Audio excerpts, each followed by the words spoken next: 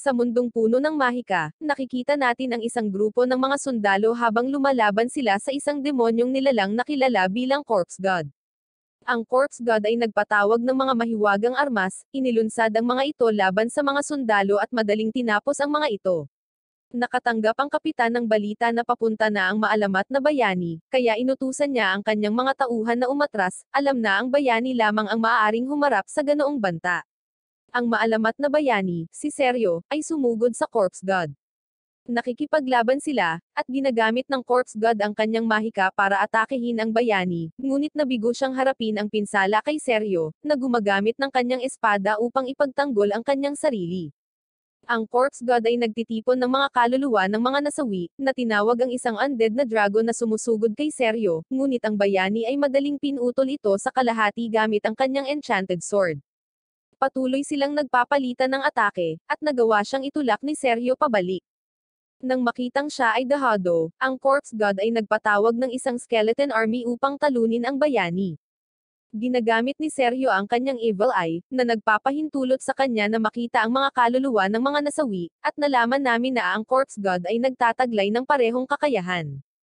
Sinusugod ni Seryo ang skeleton army, tumalon sa ibabaw nila at naglulunsad ng bowl ang apoy patungo sa kisame. Nagiging sanhi ito ng pagbagsak ng kisame, na nagpaulan ng mga bato sa kanyang mga kaaway. Nagawa ni Seryo na matamaan ang Corpse God, na inilantad ang isang utak sa isang garapon, na ipinahayag na ang tunay na anyo nito. Ang Corpse God ay naghahanda na gumamit ng isang malakas na spell, ngunit si Seryo ay sumusugod ng buong lakas. Itinutok niya ang kanyang espada, nagawang tumagos dito, na nagdulot ng napakalaking pagsabog na tumagos sa madilim na kalangitan. Ngunit biglang naging maulap ang kanyang alaala habang pilit niyang inaalala ang resulta ng labanan. Gumamit pala ang Corpse God ng reincarnation magic, nang magising siya sa isang eskinita na may sugat sa leeg. Ang Corpse God ay tumingin sa paligid, nagpupumilit na maunawaan kung ano ang nangyayari, at natagpuan niya ang kanyang sarili sa isang modernong lungsod, hindi nakikilala ang anumang bagay. Bigla siyang namataan ng drone, at nagulat ang operator na si Kiriya dahil kinumpirma niyang nasawi na ang lalaki. Tinawag niya ang kanyang koponan, ipinaalam sa kanila na ang kanilang target ay buhay pa, at si Kiriya ay nagtataka kung paano pa rin nakakalakad ang lalaki na may biyak sa lalamunan.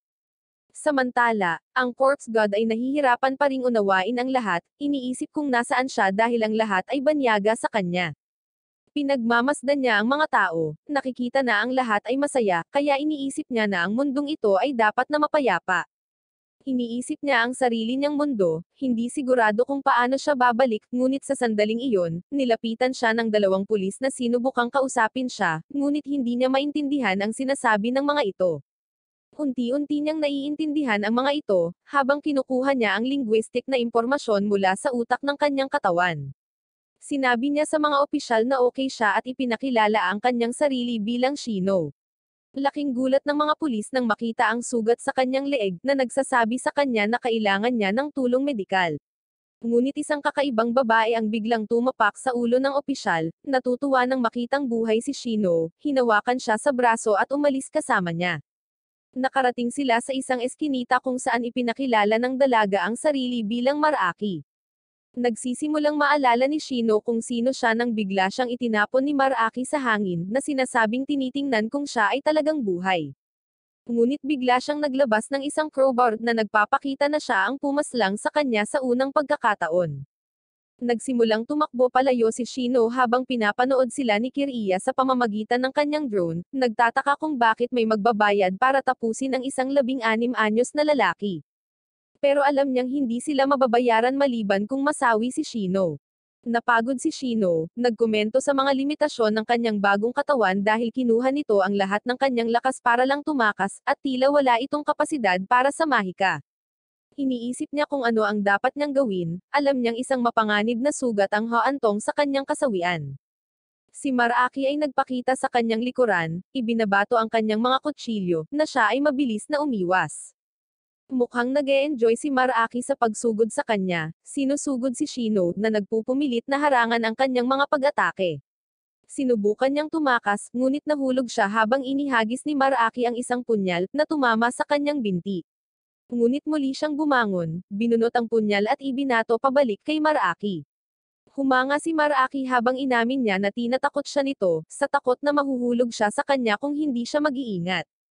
Pumasok si Shino sa isang kakaibang silid, nagtataka kung para saan ito, nang maabyutan siya ni Maraki, hinagisan ng punyal ang kanyang binti, na naging sanhi ng pagbagsak niya sa lupa. Ibinunyag ni Maraki na ito ay dating lugar ng execution ground para sa Yakuza, at may mga alingaungaw na pinagmumultuhan ng mga multo ang silid, kaya sinubukan ng mga tao na iwasan ito.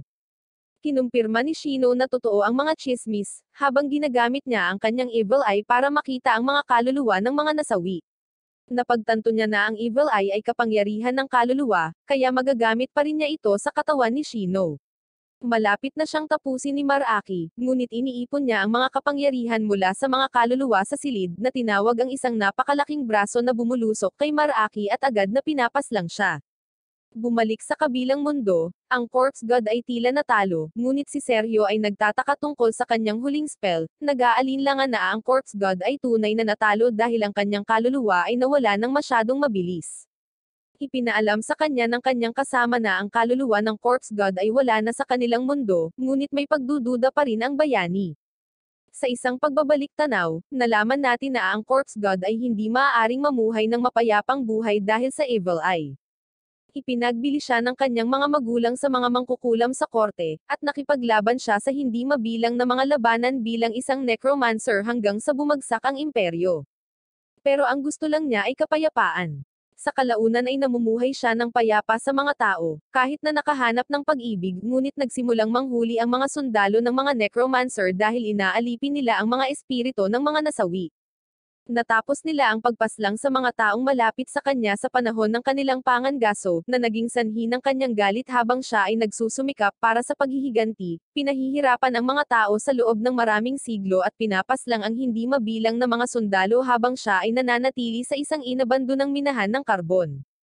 Sa kabila ng lahat ng pagdanak ng dugo, hinahangad pa rin niya ang kapayapaan, ngunit kahit ilang siglo na siyang naghihintay, hindi pa rin niya ito mahanap. Hindi siya maaring masawi ng natural na kasawian, kaya't naghintay siya ng isang makakatalo sa kanya upang siya ay muling magkatawang tao sa isang bagong katawan, at sa wakas ay makahanap ng kapayapaan. Sa kasalukuyan, nagulat si Shino nang makitang nasawi na si Maraki, na gustong magtanong sa kanya, at nag-aalala siyang hahabulin siya ng mga pulis kapag nakita nila ang kanyang bangkay.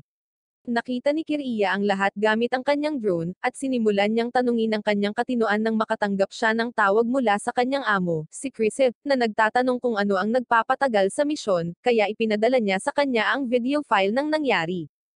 Sa isa pang flashback, nalaman namin na ang mga magulang ni Maraki ay tunay na nagmamahal sa kanya, na nagpapahintulot sa kanya na tamasahin ang kanyang pagkabata, ngunit ang kanyang buhay ay nasira nang ang kanyang mga magulang ay pinaslang sa kanyang paningin ng isang lalaking nagngangalang Jinbo. Dahil dito, nagsanay siyang maging assassin, sa kalaunan ay nahanap niya ang lalaki at pinahirapan siya. Isiniwalat ni Maraki na hindi niya ito pinapaslang para sa paghihiganti kundi dahil nasisiyahan siyang tapusin ang kanyang mga target, na nagkataon lamang na masasamang tao. Sa kalaunan ay natanggap niya ang misyon na tapusin si Shino, at tinanggap niya ito, na gustong malaman kung ano ang pakiramdam ng pumaslang ng isang taong inosente. Hinaampon siya ni Maraki ng crowbar, kaya napagtanto niya na nakakatuwa din ang pagpaslang sa mga inosenteng tao, ngunit sinimulan niyang questionin ang kanyang pag-iral, sa pag-aakalang mas mabuti na siyang masawi, kahit na iniisip niya na tapusin ang sarili niyang buhay, nang bigla siyang nakatanggap ng tawag mula kay Kiriya na nagpapaalam sa kanya na ang target ay buhay pa. Sa kasalukuyan, nagising si Maraki, nagulat nang makitang gumaling na ang kanyang sugat.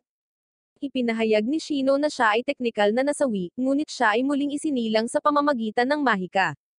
Bigla silang pinalibutan ng isang grupo ng mga lalaki habang si Chris ay humarap sa kanila. Niyakap siya ni Chris, tinitingnan kung buhay pa siya ngunit napagtanto niyang wala siyang pulso, gaya ng ipinaliwanag ni Shino na para siyang zombie. 40 minuto bago nito, sinabi ni Kiriya kay Chris ang tungkol sa kinaroroonan ni Shino, kaya't nahanap niya ito, tinanong siya tungkol sa mga sigil na nakikita niya habang ginagamit ni Shino ang kanyang mahika upang pagalingin si Maraki. Tinanong niya sila kung sino sila, at sinabi ni Chris na sila ay mga kaibigan ni Maraki. Ibinunyag ni Shino na buo pa rin ang utak at kaluluwa ni Maraki, ngunit kailangang gumamit ng magic ng muling pagkabuhay sa kanya. Ngunit lahat ay nalilito dahil walang sino man ang maaaring gumamit ng mahika sa mundong ito. Gusto ni Shino na isipin ng lahat na nag-hallucinate lang sila, habang nagbabanta siyang aatakehin sila gamit ang kanyang mga armas. Itinutok nila ang kanilang mga baril sa kanya, ngunit itinutok niya ang isa sa kanila gamit ang isang malaking kalansay na kamay, na nagsasabing wala siyang ideya kung gaano karupok ang mga tao na walang magic. Bigla nilang nalaman na nasusunog ang isang kalapit na gusali, at nakita ito ng mahiwagang mata ni Shino, ngunit agad itong hiniwa ng isa sa mga kasama ni Chrise. Sinabi sa kanya ni Chris na ang gusali ay isang ligtas na kanlungan para sa mga batang ulila, at naaalala ni Shino ang mga bata na mahal niya sa kanyang nakaraang buhay, kaya nagpa siya siyang tumulong. Nangunguna sa daan ang drone ni Kiriya, at ginagamit ni Shino ang kanyang mahika upang umindayog sa paligid ng bayan, na nagpapahintulot sa kanya na maglakbay ng mas mabilis. Pagdating sa gusali, ginamit niya ang kanyang evil eye, na nagpapahintulot sa kanya na makita ang puwersa ng buhay ng mga bata na nakulong.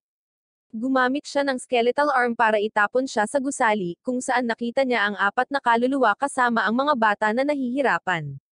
Sila ang mga kaluluwa ng mga magulang ng mga batang ulila. Humihingi siya ng tulong sa kanila, gumawa ng mga skeletal body para sa kanila. Ang mga kalansay ay naigaliligtas sa mga bata, inilalagay sila sa isang malaking kalansay na kamay na naglatag sa kanila sa lupa. Nagawa ni Shino na makatakas, ngunit ang kaganapan ay naipost sa social media, at nalaman ng lahat ang tungkol sa mga kalansay ni Shino. Iniisip ni Kiriya kung anong klaseng tao si Shino dahil hindi niya pinahalagahan ang buhay ni Maraki, ngunit iniligtas niya ang mga bata mula sa gusali, kaya naisip niyang iba si Shino sa kanila. Sinabi niya kay Chrise na hindi niya dapat guluhin si Shino, na nakikita siyang isang halimaw, at si Chrise ay sumang-ayon sa kanya, na sinasabi sa kanya na si Maraki ay malapit ng magising.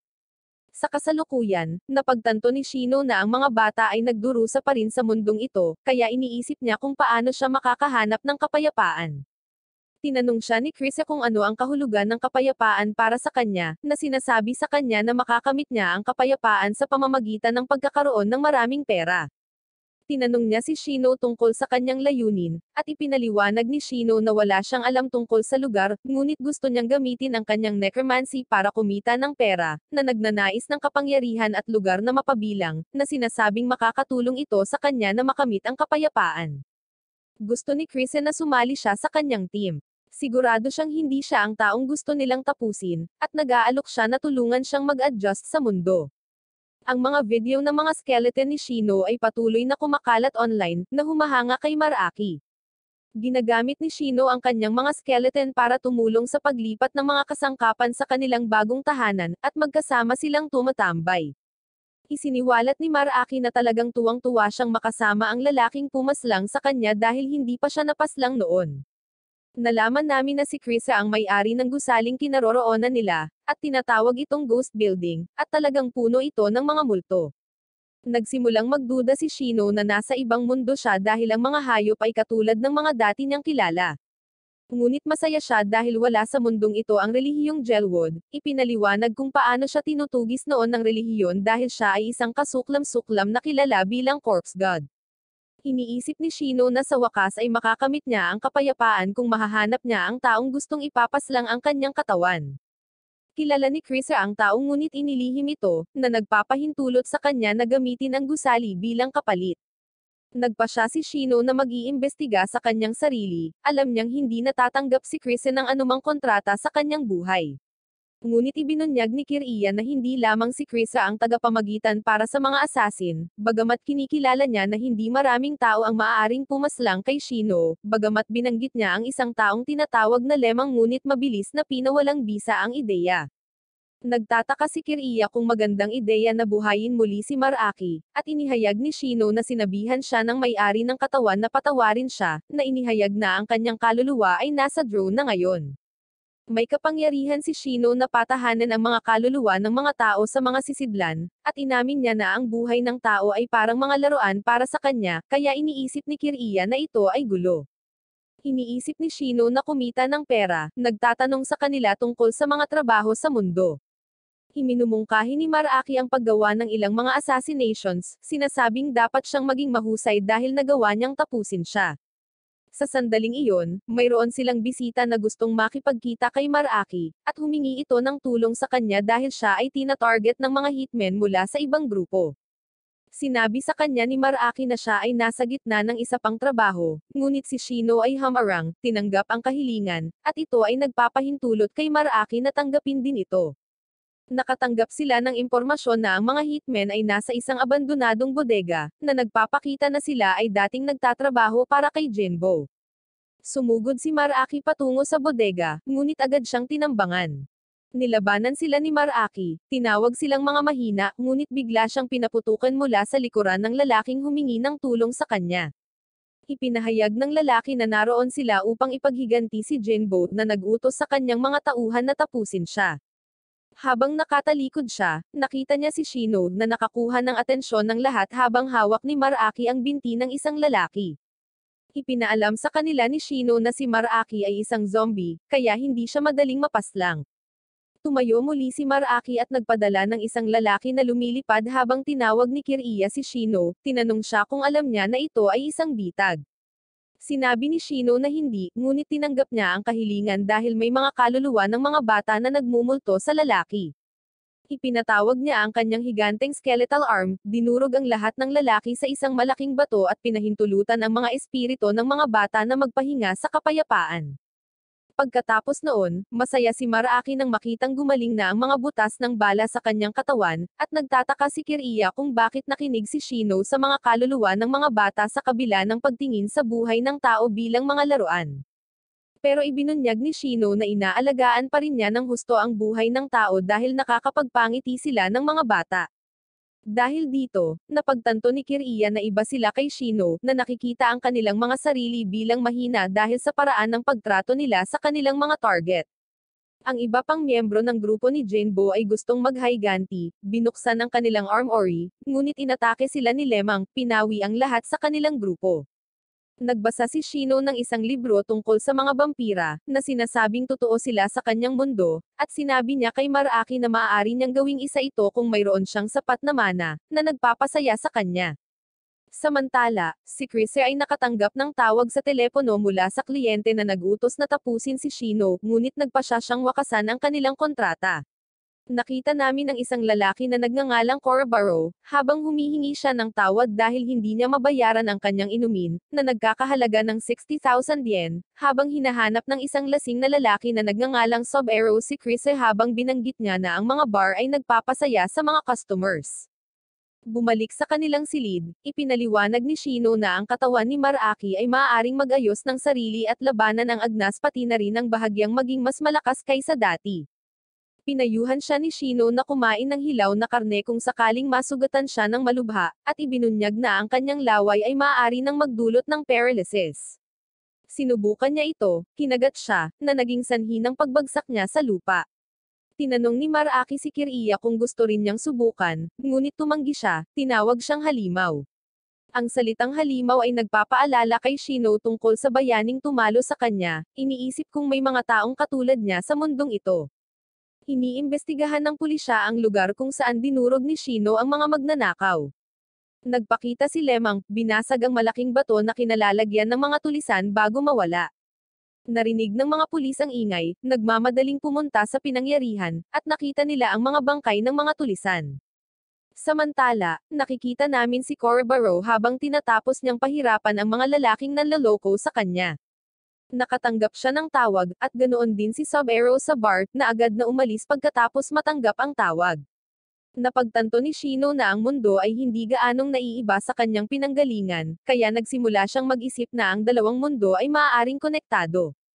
Binanggit ni Kiriya ang mga tulisang napaslang niya, ngunit ipinahayag ni Shino na sila ay talagang buhay pa ngunit maaaring nabalisa sila habang nakulong sa malaking bato. Pumunta sina Corabaro at Sub-Aero sa pinangyarihan at nakita ang mga katawan ng mga tulisan na parang mga buhol ng tao. Sinimulan nila ang kanilang pagsisiyasat na nagpapakita na sila ay mga detective ng isang espesyal na puwersa ng pulisya. Sa istasyon ng pulisya, nalaman namin na sina Sub-Aero at Corabaro ay may maraming karanasan sa pagharap sa mga paranormal na kaso. Ibinunyag ni Sub-Aero na mayroong 3 sospek na nakalaya pa rin, ang Grim Reaper, Fire-breathing bug, at si Lemang. Inihayag ni Sub-Aero na nakakita sila ng bakas ng paa ni Lemang sa pinangyarihan ng insidente. Tinitingnan din nila ang kaso ng mga kalansay na nagligtas sa mga batang ulila, sa pag-aakalang ito ay konektado sa fire-breathing bug na malamang na nagsimula ng sunog. Isinasaalang-alang nila ang posibilidad na magkaugnay ang dalawang insidente, ngunit sa kabila ng kakaibang katangian ng mga insidente, sinabihan sila ni Sub-Aero na huwag magpanik, na nagpapaalala sa kanila na ang mga kriminal na kanilang nahuli ay naging mga ordinaryong tao lamang. Samantala, inilagay ni Shino ang kaluluwa ng orihinal na may-ari ng kanyang katawan sa isang stuffed animal para magamit muli ni Kiriya ang kanyang drone. Humihingi siya ng paumanhin sa orihinal na Shino para sa pag-aakali ng kanyang pagkakakilanlan, na nangangakong babayaran siya. Nakita ni Maraaki ang stuffed animal, nakita itong cute at niyakap ito, na nagpapula nito. Nagtataka si Kiriya kung ano ang sinusubukan nitong sabihin, at sinabi ni Shino na maaari siyang gumawa ng mga vocal cord ng tao upang tulungan siyang magsalita, ngunit wala siyang sapat na mana. Ibinunyag niya na bilang isang necromancer, makakakuha siya ng mas maraming mana sa pamamagitan ng pag-exercise ng mga multo, na nagpapaliwanag na ang mga kaluluwa sa kanilang gusali ay isang mahusay na mapagkukunan ng mana. Ngunit sinabi ni Kiriya na wala pang ibang mga gusali na katulad nito. Gayunpaman, sinabi ni Shino na ayos lang dahil ang mga gemstones sa mundong ito ay isang mas malaking mapagkukunan ng mana. Pumunta sila sa isang tindahan ng alahas kung saan nagulat si Shino nang makitang ang mga gemstones ay hindi kapani-paniwalang mahal. Sinabi na ang mga gemstones sa kanyang mundo ay sobrang mura kung ikukumpara. Plano niyang mag-ipon ng pera para mabili ang lahat ng mga gemstones sa tindahan, ngunit sinabi sa kanya ng tindera na halos 4 na bilyon yen ang halaga para mabili niya ang lahat. Pagkatapos nilang umalis sa tindahan, tinanong siya ni Maraaki kung bakit hindi na lang niya inubos ang mana mula sa mga gemstones, at ibinunyag ni Shino na magiging sanhi ito ng pagguho ng mga gemstones, na ginagawa itong hindi patas sa tindera. Bigla silang nakatagpo ni Korobaro, na agad na dumaan sa kanila upang kunin ang drone. Samantala, sa wakas ay nakilala ni Sub-Aero si Chris sa bar, na sinasabi sa kanya ang tungkol sa mga buhol ng tao at ang sunog sa gusali, na gustong malaman kung ang kanyang grupo ay sangkot sa mga kaso. Humingi ng paumanhin si Korobaro sa pagkagulat sa kanila, alam na si Kiriya ang kumokontrol sa drone, at sinubukan niyang kausapin si Kiriya, ngunit pinutol siya ni Shino, sinabi sa kanya na kaibigan niya si Kiriya. Ngunit tinawag ni Korobaro si Kiriya na manloloko, na sinasabi kay Shino na dapat niyang putulin ang kanyang relasyon sa kanya. Naaalala ni Shino ang kanyang mga kaibigan na pinaslang noong nakaraan niyang buhay, kaya ginamit niya ang kanyang kapangyarihan, na nagpapahintulot sa kanya na kunin ang drone mula kay Korobaro, na nagiging interesadong matuto patungkol sa kanya. Binabalaan sila ni Kiriya na si Korobaro ay lubhang mapanganib na nasaksihan niyang sirain ang isang grupo ng mag-isa. Binalaan niya si Shino na huwag gamitin ang kanyang kapangyarihan, na sinasabing hindi siya mabubuhay ng mapayapang buhay kung gagawin niya ito. Nagsimulang tanungin ni Korobaro si Shino, na ikinabahala ni Kiriya dahil alam niyang kung ibubunyag ni Shino ang kanyang koneksyon kay Chris, ito ay mag-uudyok ng investigasyon. Kaya tinawagan ni Kiriya si Korobaro, sinabi sa kanya na sina Shino at Maraaki ay kanyang mga kaibigan sa paglalaro. Pinalibutan niya si Korobaro ng mga drone, nagbabala sa kanya na magiging viral sa internet ang video niya na nang-aabala sa mga inosenteng tao. Ngunit hindi nabigla si Korobaro, tinawag si Kiriya na walang modo, habang sinasabi niyang ibinente ni Kiriya ang kanyang mga dating kaibigan upang iligtas ang kanyang sarili. Biglang sumulpat si Maraaki sa likod ni Korobaro, pinatumba siya at sinasabing ipinagtatanggol lang niya ang sarili laban sa isang kilabot. Tumakas siya kasama si Shino habang sinusubukang habulin ni Korobaro, ngunit hindi niya sila mahanap dahil ginamit nila ang kalansay na braso ni Shino para tulungan silang makatakas. Sinabi ni Kiriya kay Shino na nagsasabi ng totoo si Korobaro, inamin na ibubunyag niya ang kanilang mga sikreto para lamang mailigtas ang kanyang sariling buhay, ngunit sinabi ni Shino sa kanya na ang kanyang buhay ay mas mahalaga kaysa sa kanyang mga lihim. Sa istasyon ng pulisya, hiniling ni Korobaro sa isang opisyal na imbestigahan ang mga bakas ng paa ni Maraaki sa kanyang katawan. Agad niyang nakilala ito, na itinugma ito sa isang bakas ng paa na nakita nila sa pinangyarihan ng kaso ng Human Knot na naging sanhi ng pagkasabik ni Korobaro nang makita niyang nakakaintriga ang kaso. Ibinunyag ng isang veteranong opisyal na minsan niyang nakita si Lemang, na sinasabing pinabagsak niya ang isang grupo ng mga lalaki habang pinapaulanan siya ng mga bala. Nag-aalinlangan ang opisyal na maaari nilang kunin siya, ngunit alam niyang tanging ang espesyal na dibisyon ang mayroon sila. Samantala, si Lemang ay hindi nakikita sa loob ng istasyon ng pulisya sa buong panahon, at tinitingnan niya ang larawan ng bakas ng paa ni Maraki. Si Sub-Zero ay lasing ngayon sa bar, pinag-uusapan ang mga paranormal na kaso na hinahawakan niya, at binanggit pa ang mga kalansay sa sunog ng gusali.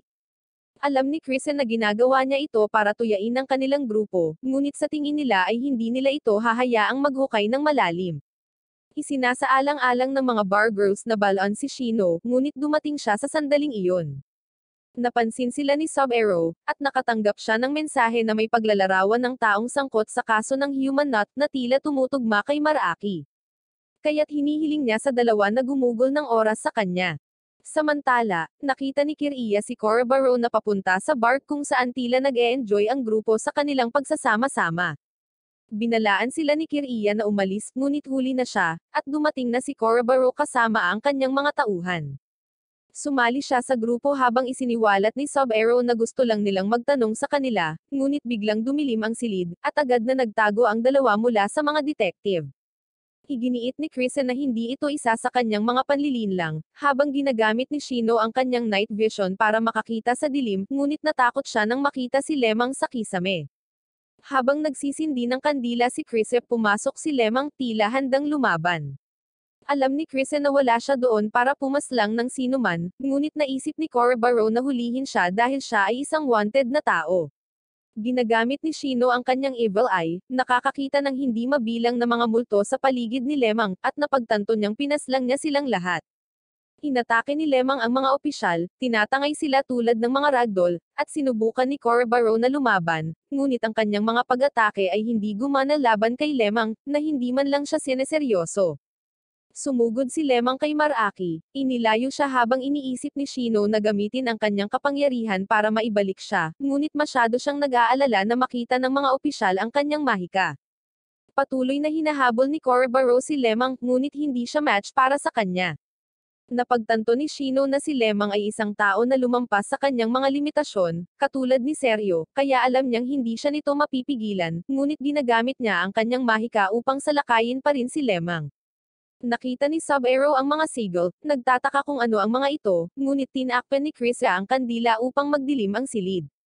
Hinawakan ni Shino si Maraki gamit ang kanyang mga skeletal arm, na nagsasabi na dapat silang tumakas habang ginagamit ni Sub-Zero ang flashlight sa kanyang telepono, na nagpapahintulot sa kanya na makita ang skeletal arm. Sinusugod ni Lemang si Shino, na sumusubok na pabagsakin siya gamit ang kanyang mahika, ngunit nabigo siyang matamaan si Lemang, na tila nakakakita rin sa dilim. Nagawa ni Lemang na mabali ang skeletal arm na nakahawak kay Maraki, at natarante si Maraki habang papalapit ito sa kanya. Gayunpaman, may ibinulong si Lemang sa kanya, at nagsimula silang mag-usap ng casual. Sinubukan ni Maraki na paralisahin siya sa kanyang kagat, ngunit hindi siya makakagat sa pamamagitan ng kanyang mga benda. Bigla niyang tinusok ang kanyang binti gamit ang tinidor na naglalaman ng kanyang laway, na nagpasindak sa kanya habang ginagamit ni Shino ang mga kaluluwang nagmumulto kay Lemang para manglamlem, na tinawag ang isang higanteng kalansay upang salakayin siya at pilitin si Lemang na tumakas. Pagkatapos nito, nagulat si Lemang sa kanyang amo, si Takiro, na sinasabi sa kanya na si Janebo ay nasawi na at si Shino ay buhay pa. Nagulat si Kiriya nang malaman na nakaligtas sila matapos makatagpo si Lemang, na nakuha ang kanyang pangalan dahil sa kanyang kakayahang pumunta kahit saan tulad ng isang daga. Nagpasalamat si Shino kay Maraki sa pagtulong sa kanya, at sinabi ni Maraki na ayos lang dahil ganoon din ang ginagawa niya para sa kanya. Naaalala ni Shino ang mga salita ng kanyang master kung paano siya dapat tumulong sa mga tao kung gugustuhin niya. Alam niyang mabubuhay siya ng mahabang buhay bilang isang necromancer, kaya dapat niyang gawin ang gusto niya nang hindi iniisip kung gaano katagal ang isang bagay. Sinabi ni Shino sa kanyang mga kaibigan na gusto niyang matuto ng higit patungkol sa kanila, na sinasabi na gusto niyang tamasahin ang kapayapaan kasama sila. Nagpasya si Shino na magsimula ng isang negosyo kung saan gagamitin niya ang kanyang mahika upang kumita ng pera, na nagpapakita na maaari niyang gawin ang isang kaluluwa na magkaroon ng panulat upang isulat ang mga ideya nito sa papel. Ipinakita niya sa kanila ang tanda para sa kanyang negosyo, at hindi gusto ni Kiriya ang ideya, ngunit may iba pang iniisip ang kaluluwa. Si Shino ay nagsimulang kumilos bilang isang manghuhulit na pinahanga ang mga tao sa kanyang mga kakayahan habang pinapayagan niya ang kaluluwa na gabayan siya, at ito ay nagpapahintulot sa kanila na gumawa ng kapalaran. Ito ay ipinahayag na ang kaluluwa ay talagang alam kung paano gumawa ng fortune telling kahit na sinasabi sa kanila kung paano gawin ito. Ginagawa ni Kiriya ang kanyang pananaliksik, ipinapasa ang impormasyon kay Shino na gumagamit ng kanyang evil eye upang mang-alap ng higit pang impormasyon mula sa mga espirito kasama ang kliyente. Hinati nila ang mga kita sa pagitan nila, kahit na ibinibigay ang ilan sa tunay na Shino, ngunit ang tunay na Shino ay ayaw ng anuman dahil hindi niya ito pinaghirapan. Inihayag ni Kiriya na si Shino ay mula sa isang mayamang pamilya, habang ang grupo ng mga lalaki ay pumasok sa kanilang silid. Binati sila ng kambal, na nagngangalang Kazoki at Shizuki, na tinawag si Shino na kanilang tiyo. Naisip ni Shino na lokohin sila, kaya tinakpan niya ang kanyang ulo, sinabi sa kanila na siya ang Diyos ng bangkay, ngunit hindi sila naniniwala sa kanya, nakikita siyang isang weirdo. Iniisip ni Kazoki na tumakas si Shino sa bahay dahil sa mga taong nakapaligid sa kanya. Umupo siya sa kanila, gustong subukan ang kanilang panghuhuli, ngunit sinabi nila sa kanya na umalis at bisitahin ang kanilang tindahan kapag nagbukas ito. Tumanggi si Kazoki na umalis, tinawag silang mga mahihirap, at nagsimula siyang makipagtalo kay Kiriya, ngunit pinigilan siya ng kanyang mga bodyguard dahil alam nilang nire-record ni Kiriya ang pag-uusap. Kinutya siya ni Kiriya, ngunit sinabihan siya ni Shino na huminto dahil napansin niya na malapit nang umiyak si Kazoki. Niyakap niya ang kambal, sinasabing pareho silang may kinabukasan at nangakong paprotektahan sila. Kinausap ni Shino ang masamang espirito sa likod ng kambal, sinabihan itong huwag mag-alala habang patuloy itong nakikiusap na tulungan ang mga bata. Sa kanilang pag-alis, sinabi ni Shino na ang espirito ay hindi masama, ngunit ito ay naging kalahating masama. Sinabi sa kanya ni Kiriya na mayroon siyang malambot na lugar para sa mga bata, at inihayag ni Shino na ipinaalala nila sa kanya ang mga bata sa kanyang nakaraang buhay. Binibigyan sila ni Kiriya ng impormasyon tungkol sa grupo ng Shinyama, kung saan si Shino ang pangalawang anak ng patriarch na nagngangalang Rozen, at maaari niyang makuha ang bahagi ng mana ni Rozen kung siya ay pumanaw. Iniisip ni Kiriya na ito ang dahilan kung bakit may nagutos na hulihin siya, na iniisip na ang isang kamag-anak ay dapat na gusto siyang tapusin, kaya ang pag-uwi ay maaaring mapanganib para sa kanya. Sinabi sa kanila ni Shino ang tungkol sa kanyang mga bodyguard noong nakaraan niyang buhay, at sinubukan niyang itago ang isang balangkas bilang isang bantay, ngunit hindi ito mukhang malapit sa isang tao, kaya bumaling sila kay Maraki, sa pag-aakalang siya ay magiging angkop. Sa kanilang pag-uwi, nakatagpo ng kambal si Takiro, na nagtanong sa kanila tungkol kay Shino, at nalaman niyang pauwi na si Shino, kaya inaabangan niyang makita siya. Binalaan niya ang kambal na mag-ingat, sinabing ito ay isang kahihiyan kung may isa pang aksidente tulad ng nangyari sa kanilang kapatid na babae, na nagpapakita sa kanya na siya nag-espirito na sumusunod sa kanila. Bumisita sina Shino at Maraki sa bahay ng Shinyama, at namangha si Shino sa laki nito. Binati sila ng kambal pati na rin ni Takiro, na nagtanong tungkol sa kanyang kasama, at sa kanyang pagtataka, magalang na nagpakilala si Maraki. Lumipat sila sa silid kainan, at si Maraki ay gumawa ng isang kwento kung paano iniligtas ni Shino ang kanyang buhay noong siya ay malapit ng tumalon sa isang gusali, at lumalabas na siya ay nagmula sa isang mayamang pamilya na minsang tumulong kay Takiro noong siya ay mas bata pa.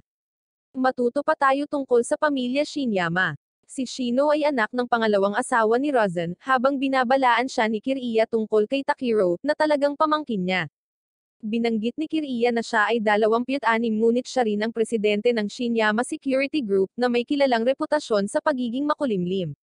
Si Maraki ay biglang niyakap ng asawa ni Takiro, si Kiriret na naaantig sa kanyang kwento, nag-aalok na tulungan siya kung siya ay nasa problema, at tinatanggap nila siya bilang isang kaibigan. Hanga si Shino kung gaano kahusay ginampanan ni Maraki ang kanyang papel, kaya gusto rin niyang gawin ang kanyang makakaya. Ngunit bigla siyang tinanong ni Shizuki tungkol sa petang sa kanyang balikat matapos makitang gumagalaw ito.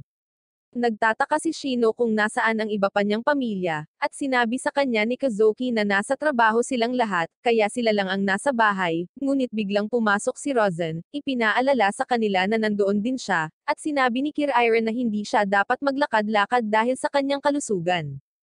Humingi ng paumanhin si Shino sa kanyang paglayas sa bahay, ngunit natutuwa lang siya na nakabalik na siya. Sinabi ni Rosen na narinig niya ang kwento ni Maraki at gusto niyang marinig ang higit pa tungkol dito, kaya sinabi niya kay Shino na sundan siya. Lumipat sila sa isang pribadong silid, at sinabi sa kanya ni Shino ang kanyang pinagdaanan mula noong umalis siya. Sa tingin ni Shino ay maganda ang ginagawa niya sa pagloloko sa kanyang ama, ngunit bigla siyang tinanong ni Rosen kung sino siya. Nataranta si Shino, at sinabi ni Rosen na bagamat kamukha niya ang kanyang anak, sigurado siyang ibang tao ito. Sinabi ni Shino na siya ay nagiging katawa-tawa, ngunit biglang tinutukan siya ni Rosen ng isang espada. Sinabi na ang isang ama ay maaaring makilala ang kanyang sariling anak. Tinanong niya kung buhay pa ang totoong Shino, ngunit biglang naramdaman ni Shino na nasa panganib ang kambal, binanggit kung paano niya ipinangako na paprotektahan sila, at pinabayaan siya ni Rosen. Habang tumatakbo si Shino, may isang misteryosong babae sa silid na nagsabi kay Rosen na dapat ay pinaslang niya ang impostor habang siya ay may pagkakataon, ngunit sinabi niya na hindi niya ito magagawa. May biglang pagsabog sa di-kalayuan, at nagkaroon ng flashback sa kambal, at sinabi ni Kazuki sa kanyang kapatid na nawala ang kanyang pitaka sa kagubatan. Lumabas ang kanilang kapatid na si Suzuka at hinanap ang pitaka, ngunit naabutan niya ang kanyang mga pinsan na nagpaplano ng pagpaslang sa kambal. Nagmamadali si Suzuka upang bigyan sila ng babala, ngunit nauwi sa pagkasunog hanggang sa kasawian at nauwi bilang espiritu na sumusunod sa kanila sa paligid na nagmamakaawa na may magligtas sa kanila. Sa kasalukuyan, narinig ng kambal ang pagsabog, at sinabi sa kanila na may sunog, at sinabihan sila ng lalaki na lumikas. Habang sinusundan ng kambal ang lalaki, pinakiusapan sila ni Suzuka na huwag umalis. Samantala, nakita namin sina Sub-Zero at Korobaro habang binibisita nila ang isang lalaking nagngangalang Terry, isang manggugulo na kilala rin bilang Phantom Solitaire, upang tingnan kung mayroon siyang anumang impormasyon tungkol sa insidente ng sunog. Nagulat si Terry nang makita ang mga kalansay, at binanggit ni Sub-Zero na ikinonekta nila ang kaso sa fire-breathing bug, na binanggit ang lagda na iniiwan niya. Ipinagpalagay ni Sub-Zero na ang fire-breathing bug ay dapat na tumagos sa kanilang mga target na nakabalat kayo, na naglalaan ng kanilang oras upang maghanda at mag-atake kapag walang nakatingin, tulad ng isang surot na ngumunguya sa isang bahay. Ang mga bata ay dinala sa isang escape tunnel, ngunit napagtanto ni Kazuki na may mali. Ibinunyag ng lalaki ang kanyang tunay na intensyon, habang sinusubukang pigilan siya ni Suzuka ngunit wala talagang magawa habang papalapit ang lalaki sa kambal. Biglang nagpakita si Maraki, itinaboy ang lalaki at sinabi kay Suzuka na naroon siya upang iligtas ang mga bata, kahit na hindi niya ito nakikita. Bumangon muli ang lalaki, tinanggal ang kanyang pagbabalat kayo, binanggit kung paano niya inaabangan ang pagpipiste sa mga bata. Sinabihan ni Maraki ang kambal na tumakbo, kaya mabilis silang nakalayo. Ipinakilala ng lalaki ang kanyang sarili bilang si Zagan, ang pumaslang ng mga asasin, at tila alam niya ang pagkakakilanlan ni Maraki. Bigla niyang sinindihan ang buong silid ng apoy, ngunit si Maraki ay dumiretso sa kanya, dahilan upang magtaka siya kung tao pa nga ba ito.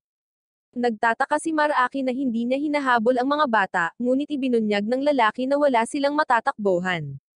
Nagtataka ang kambal kung pinaparusahan ba sila sa nangyari kay Suzuka, at nanumpa silang hihingi ng tawad sa kanya kung makikita nila siya muli.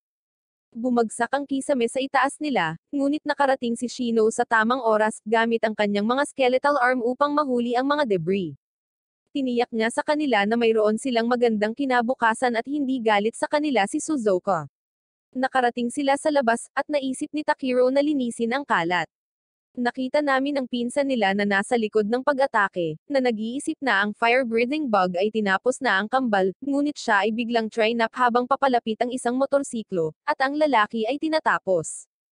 Bumalik sa mansyon, nagulat si Zaga na nakaligtas ang kambal. Nagpasya siyang umatras, ngunit nahuli siya ni Shino.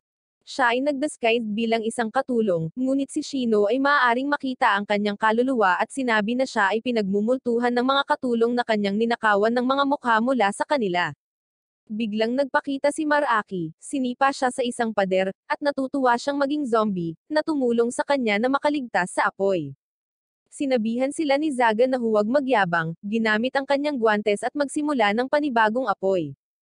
Sinasabi niya na bilang isang bug ay mananatili siya kahit na ano. Nagtataka si Shino kung mayroon siyang sapat na mana upang tapusin siya, ngunit bigla niyang naramdaman ang isa pang presensya, at biglang nagpakita si Lemang, tinapos ang lalaki. Ngunit sinenyasan niya silang manahimik, at muli siyang naglaho, na iniiwan silang nalilito. Nahuli si Zaga ng pulis, at iniisip niya kung paano siya makakatakas, ngunit biglang nagpakita ang lagda ng fire-breathing bug sa bubong ng sasakyan, at nalaman naming peke siya. Bigla siyang nag-apoy, na nagdulot ng pagsabog, at nakita namin ang isang misteryosong babae na nanunood mula sa malayo. Hiniling ni Rozan kay Shino na ipaliwanag ang lahat, ngunit masasabi ni Shino na pinakikinggan sila, na nagsasabing dapat silang magkaroon ng ilang privacy. Inutusan ni Rozan ang kanyang mga tagapaglingkod na umalis, at sinabi sa kanya ni Shino ang katotohanan, na inihayag na siya ay mula sa ibang mundo, kahit na ipinapakita ang kanyang mahiwagang mata upang magdagdag ng kredibilidad sa kanyang kwento. Itinutok ni Rozan ang kanyang espada kay Maraki dahil siya ang pumaslang sa kanyang anak, ngunit ang tunay na Shino ay nakialam, sinusubukang sabihin sa kanyang ama na huminto. Napagtanto ni Rosa na ang kanyang anak ay nasa laruan ng pitang, at nagsimula siyang tumawa, nang makita kung gaano kasaya ang kanyang anak sa laruan, kaya't ibinalik niya ang kanyang espada sa lalagyan nito. Iminumungkahi ni Rosa na ilipat ang kaluluwa ng bangkay ng Diyos sa isang artipisyal na katawan, ngunit nais ng tunay na Shino na siya ang magkaroon ng katawan ng robot na nagsasabing gusto niya ang mga pakinabang na kasama nito. Iniisip ni Rosa na dahil target pa rin si Shino, talagang mas ligtas ang pagkakaroon ng bangkay na Diyos sa kanyang katawan, at dahil tumulong sila sa pagliligtas sa kanyang mga apo, papabayaan niya ang mga ito. Nang maglaon, hinawakan ni Maraki ang tunay na Shino, nag-aalok ng kanyang paghingi ng tawad sa kanya, at tila tinanggap niya ito. Sa sandaling iyon, sumugod ang kambal, nagpapasalamat kay Shino at Maraki sa pagligtas sa kanila. Naantig si Maraki nang marinig ito, ngunit sinabihan sila ni Shino na huwag siyang pasalamatan at dapat nilang pasalamatan ang kanilang espiritong tagapag-alaga. Habang papalayo sila, iniisip ni Maraki kung gagawa siya ng kontrata kay Suzuka, na ngayon ay payapa na, ngunit sinabi sa kanya ni Shino na hindi pa oras. Samantala, sa pasilidad ng detensyon, nalaman ni Nakorobaro at Sub-Aero na ang totoong fire-breathing bug ang pumaslang sa kanyang imitator, ngunit sa palagay ni Terry ay wala iyon, dahil mas interesado siya sa skeleton case. Gusto niyang ipakita sa kanya ng mga detective ang isang video ng balangkas, ngunit sinabi sa kanya ni Sub-Aero na kailangan niyang ipagpalit ang impormasyon para dito. Ngunit sinabi ni Terry na kailangan lang niyang makita ito para sa kanyang sarili.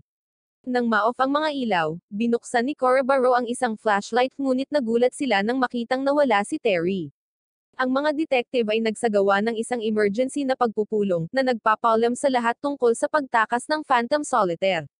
Nalaman namin na si Terry ang may pananagutan sa maraming krimen, ngunit naging kilala siya pagkatapos niyang dukutan ang punong ministro, naghulog ng itim na tela sa kanya at nawala siya nang walang bakas. Nang palayain ng punong ministro, wala siyang alaala sa pagdukot, sinabi na natagpuan niya ang kanyang sarili sa isang manga cafe. Isinuko ni Terry ang sarili at sinabing naabala siya sa kawalang interes ng mga manunood dahil gusto niya ang atensyon ng mga tunay na salamangkero. Gusto ni Terry na isa sa kanila ang makipag-ugnayan sa kanya para magkaroon siya ng patunay na may totoong magic, ngunit wala siyang narinig mula sa kanila. Naguguluhan ang mga pulis sa kanyang pahayag, iniisip na wala na siya sa tamang pag-iisip, at pinahirapan nila siya bago siya dinala sa kustodiya. Hanggang ngayon, hindi pa rin alam ni Sub-Aero kung nagsasabi ng totoo si Terry, na binanggit na ang kanyang superhuman na pamamaraan ay hindi kahit na ang pinakamasamang bagay tungkol sa kanya. Samantala, bumili si Shino ng radyo, gustong gamitin ito sa pangangalap ng impormasyon. Inon niya ito, at nagulat sila nang makarinig ng balita tungkol sa pagkasawi ni Zagan, at nakarinig din sila ng balita tungkol sa pagtakas ni Terry. Nagulat din ang mga pulis na makarinig ng balita tungkol sa pagtakas ng Phantom Solitaire dahil nagpataw si Sub-Aero ng mga paghihigpit sa media.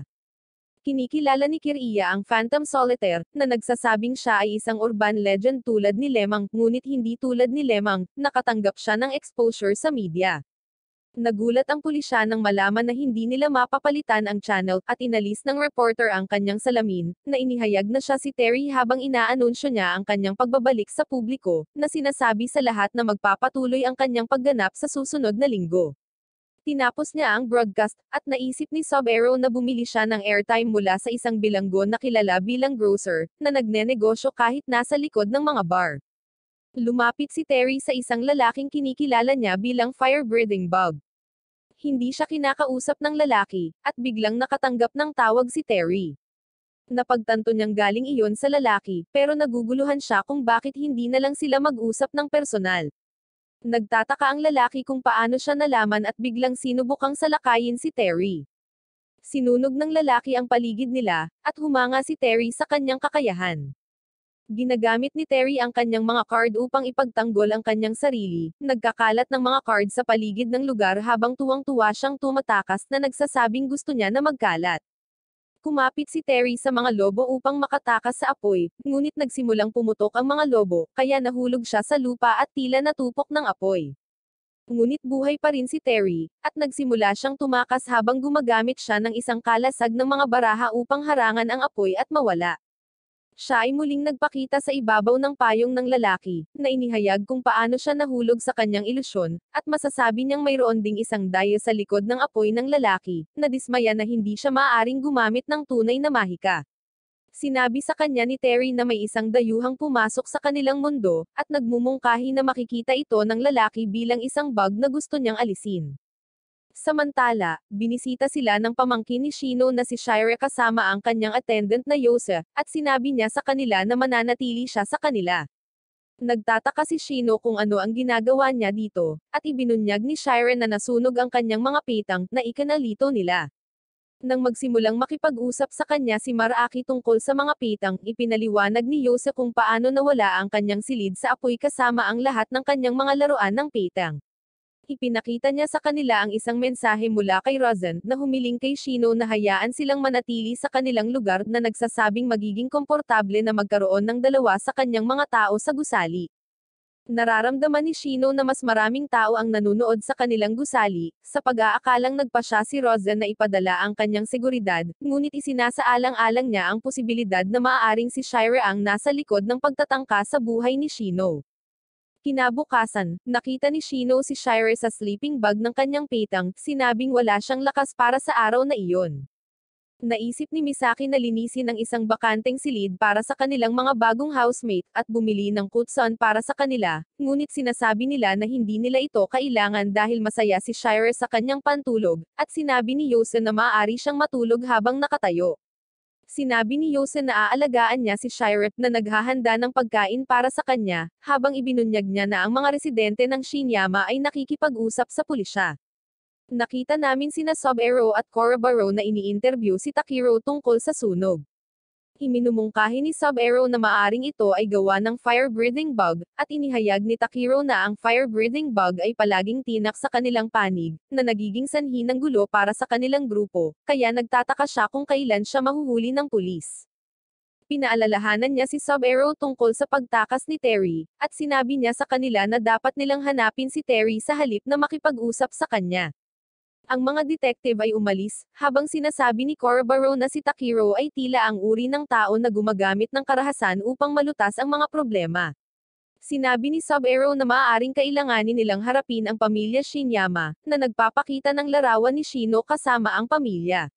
Alam nilang si Shino ang nakababatang anak ni Rosen, at iniisip nila na maaaring si Shino or Takiro ang nasa gitna ng mga kaso na naranasan nila nitong nakaraang buwan. Lumipat sina Shire at Yose sa isa pang silid, at sila ay naiwan doon para sa gabi. Habang natutulog si Shire, bumangon si Yose, nakikinig kina Shino at Kiriya habang pinag-uusapan nila kung ano ang gagawin sa kanila. Hindi alam ni Yose kung bakit pinagkakatiwalaan ni Rosen si Shino, ngunit determinado siyang ilantad si Shino sa pag-aakalang may gagawin siya. Nalaman namin na inutusan siya ni Rosen na pumunta sa gusali, at isiniwalat niya na si Shino ay isang peke, ngunit hindi siya ang kanilang kaaway, kaya binigyan niya si Yose ng misyon na panatilihing ligtas si Shire at ang pekeng Shino, ngunit nag-aatubili si Yose. Isinasaalang-alang ni Yose na tapusin ang parehong Shino sa pag-aakalang gagawin niya ang isang mas mabuting anak para kay Rosen. Sa isang flashback, nakita namin si Yose na nakahiga sa isang hospital bed na naputol ang kanyang mga paa. Ang kanyang ama ay nag-iisip tungkol sa paggawa sa kanya bilang Tenno, na isang buhay na bata na ang katawan ay ginagamit para sa paglilinang ng lason. Si Yose ay nagsimulang mawala ng isip pagkatapos marinig ito, ngunit si Rosen ay bumangon, na sinasabi sa kanyang ama na huwag maging masyadong barbera. Ipinaliwanag ng kanyang ama na ang mga tao sa kanilang angkan ay mga kasangkapan lamang, kaya nag-aalok si Rosa na gamutan si Yose gamit ang pinakabagong teknolohiya ng kanyang grupo. Naisip ni Rosa na bigyan siya ng prosthetics, at ngumiti siya habang kinukuha siya. Sa kasalukuyan, patuloy na nag-eavesdrop si Yose habang inihayag ni Chris na may koneksyon din ang Shinyama sa lipunang kriminal. Sa tingin niya ay inupahan lang sila para tapusin si Shino dahil hindi maaaring masangkot sa isang sitwasyon ang mga asasin ng pamilya. Alam ni Chris na ang pamilya ni Yose, ang mga Lays, ay nagsisilbing mga asasin ng Shinyama, at kilala sila sa paggamit ng mga espesyal na paraan upang magawa ang trabaho. Narinig ni Yose si Shino na nag-uusap tungkol sa isang dragon mula sa kanyang mundo na naganyong magandang babae para akitin ang royalty, ngunit umibig siya sa isang general, kaya tumakas sila nang bumagsak ang imperyo. Nagsisimula silang mag-usap tungkol sa higit pang mga dragon, at si Yose ay nalilito, na iniisip na pinag-uusapan lang nila ang tungkol sa mga gawa ng fiction. Sa isang pulong, sinabi ni Sub-Zero sa pulisya ang tungkol kay Shino, na sinasabing kasama niya ang babae na nag-iwan ng mga bakas sa kaso ng Human Knot. Binanggit ni Korobaro ang kanyang mga koneksyon kina Chris at Kiriya, at sinabi ni Sub-Zero sa lahat ang tungkol sa negosyong panghuhuli ni Shino. Nang maglaon, habang naghahanda si Shino para sa kanyang sesyon ng panghuhuli, biglang dumating ang mga detective, at hiniling sa kanya ni Sub-Zero na basahin ang kanyang kapalaran. Sinabi ni Sub-Zero na gagamitin niya ang kapalaran upang maiwasan ang mga pagpaslang sa hinaharap, ngunit sinabi ni Shino na hindi niya nakikita ang hinaharap at ang mga landas lamang ang kanyang tinatahak. Habang sinisimulan ni Shino ang pagbabasa, sinabi ni Shino kay Sub-Zero ang tungkol sa kanyang background, at pinaghihinalaan ni Sub-Zero na may nagbibigay sa kanya ng impormasyon, sa pag-aakalang mayroon siyang earpiece sa ilalim ng kanyang hood.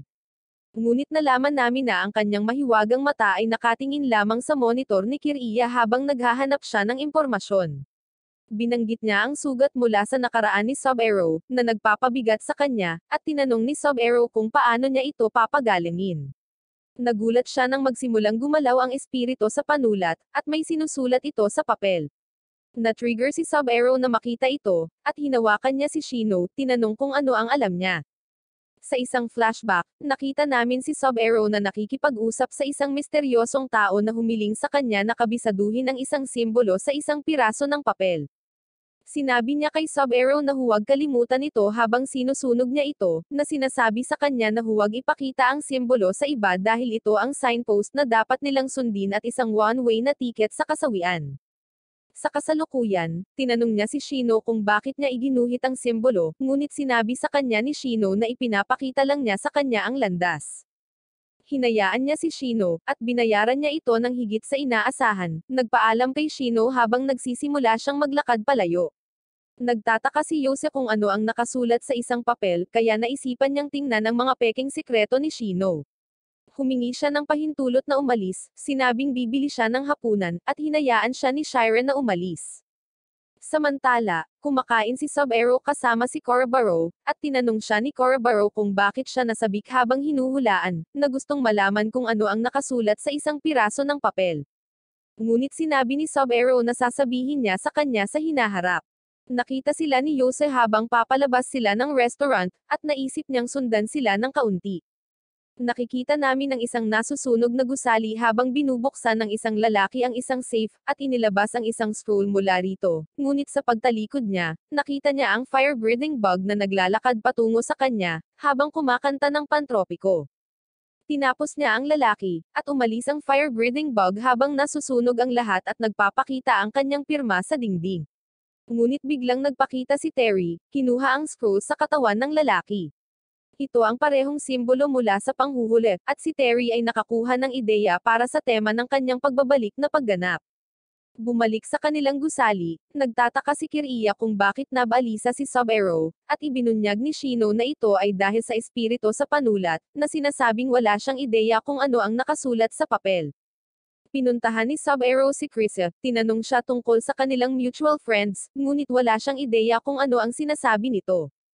Sinabi ni Sub-Zero na siya ay isang inspector na pinangalanang Hosoko, na ipinahayag na espiritu sa panulat. Naalala siya ni Chris, at iminumungkahi ni Sub-Zero na maaaring kinuha ni Hosoko si Shino, na iniisip na maaaring nasangkot siya sa anumang paraan.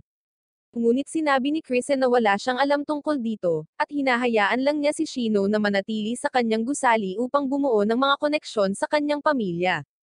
Sa tingin ni Sub-Zero ay buhay pa si Hosako, kaya gusto niyang linisin ang puwersa ng pulisya para makabalik si Hosako. Narinig ni Yose ang pag-uusap, at naisipan niyang imbestigahan ang mga tauhan ng bar.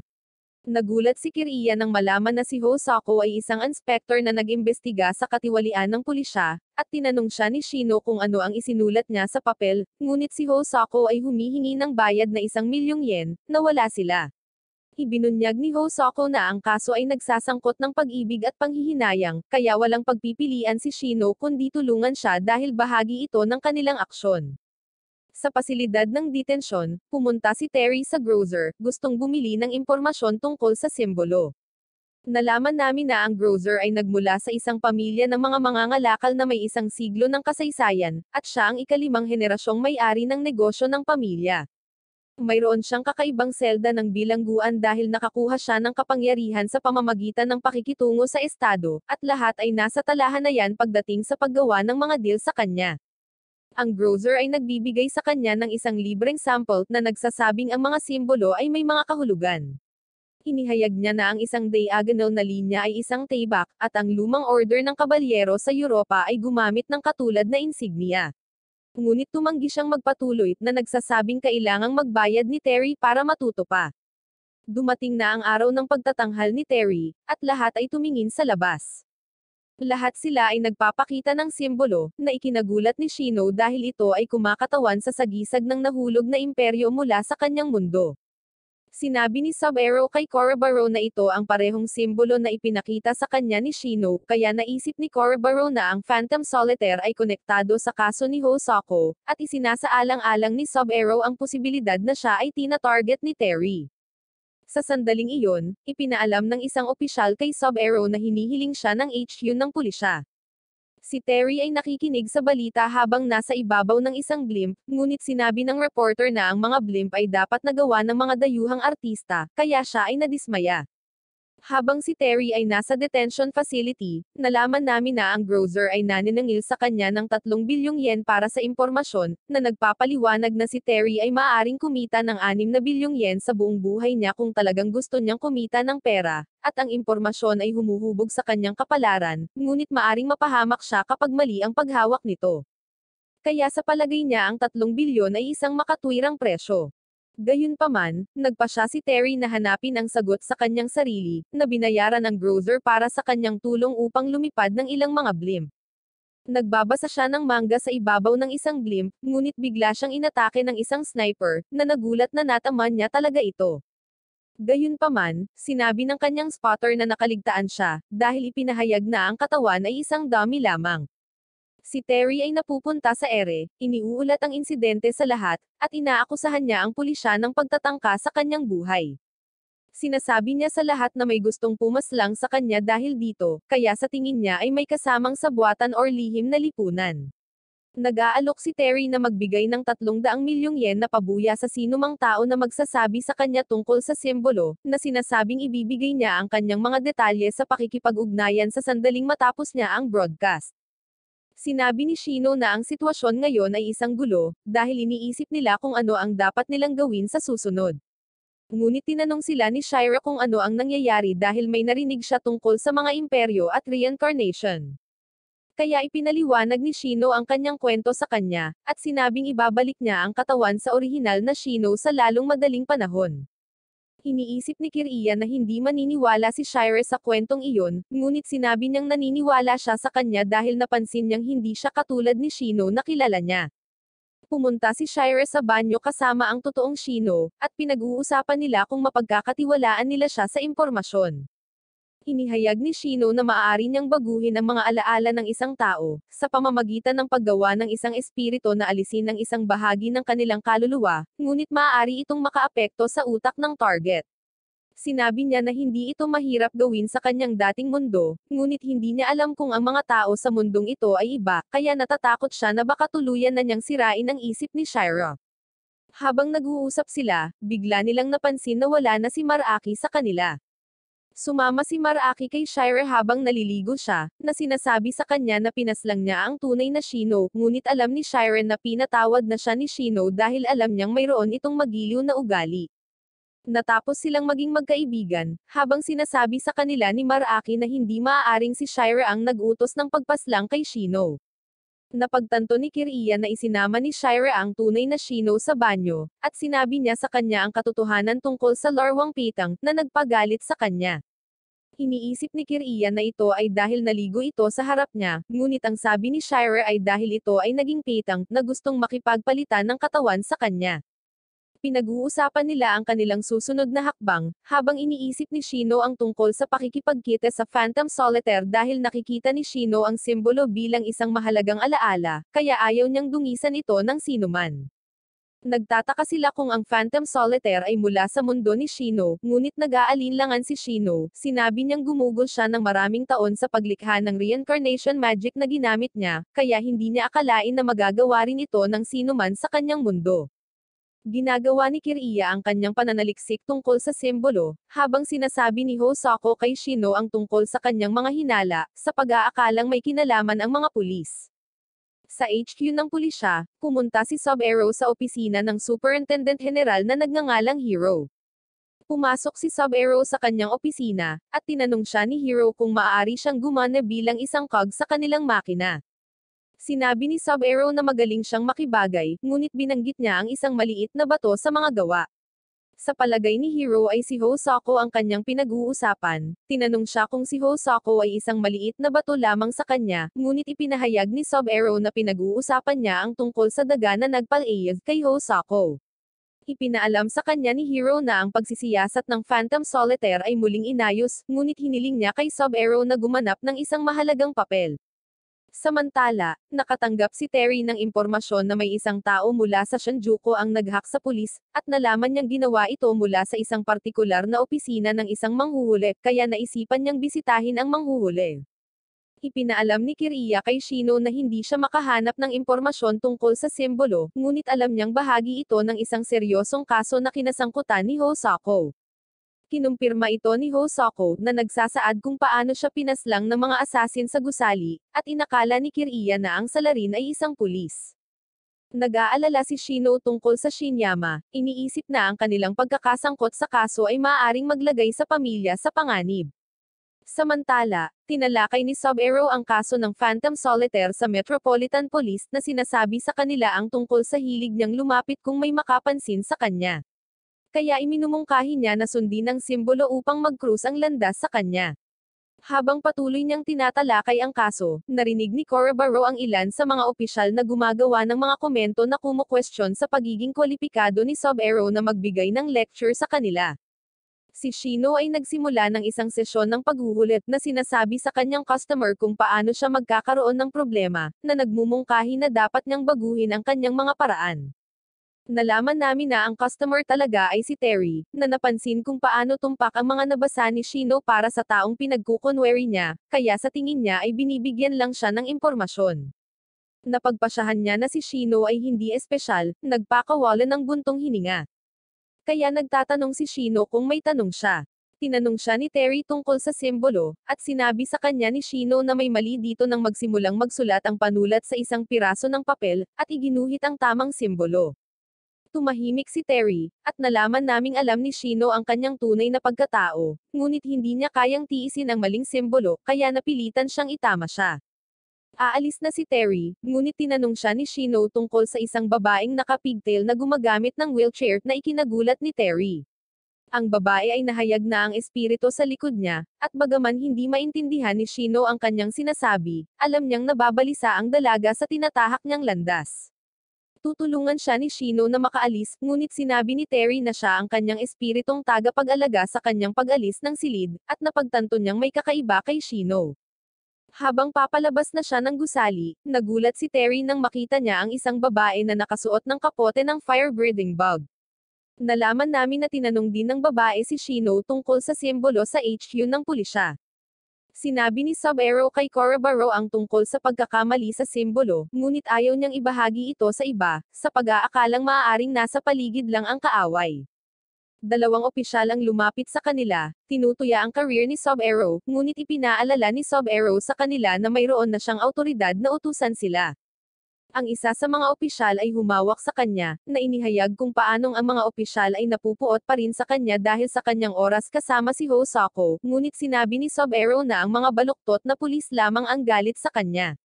Itinulak siya ng opisyal pabalik na sinasabi sa kanya na alamin ang kanyang lugar, ngunit tinutuya ni Sub-Zero ang kanilang pag-uugali.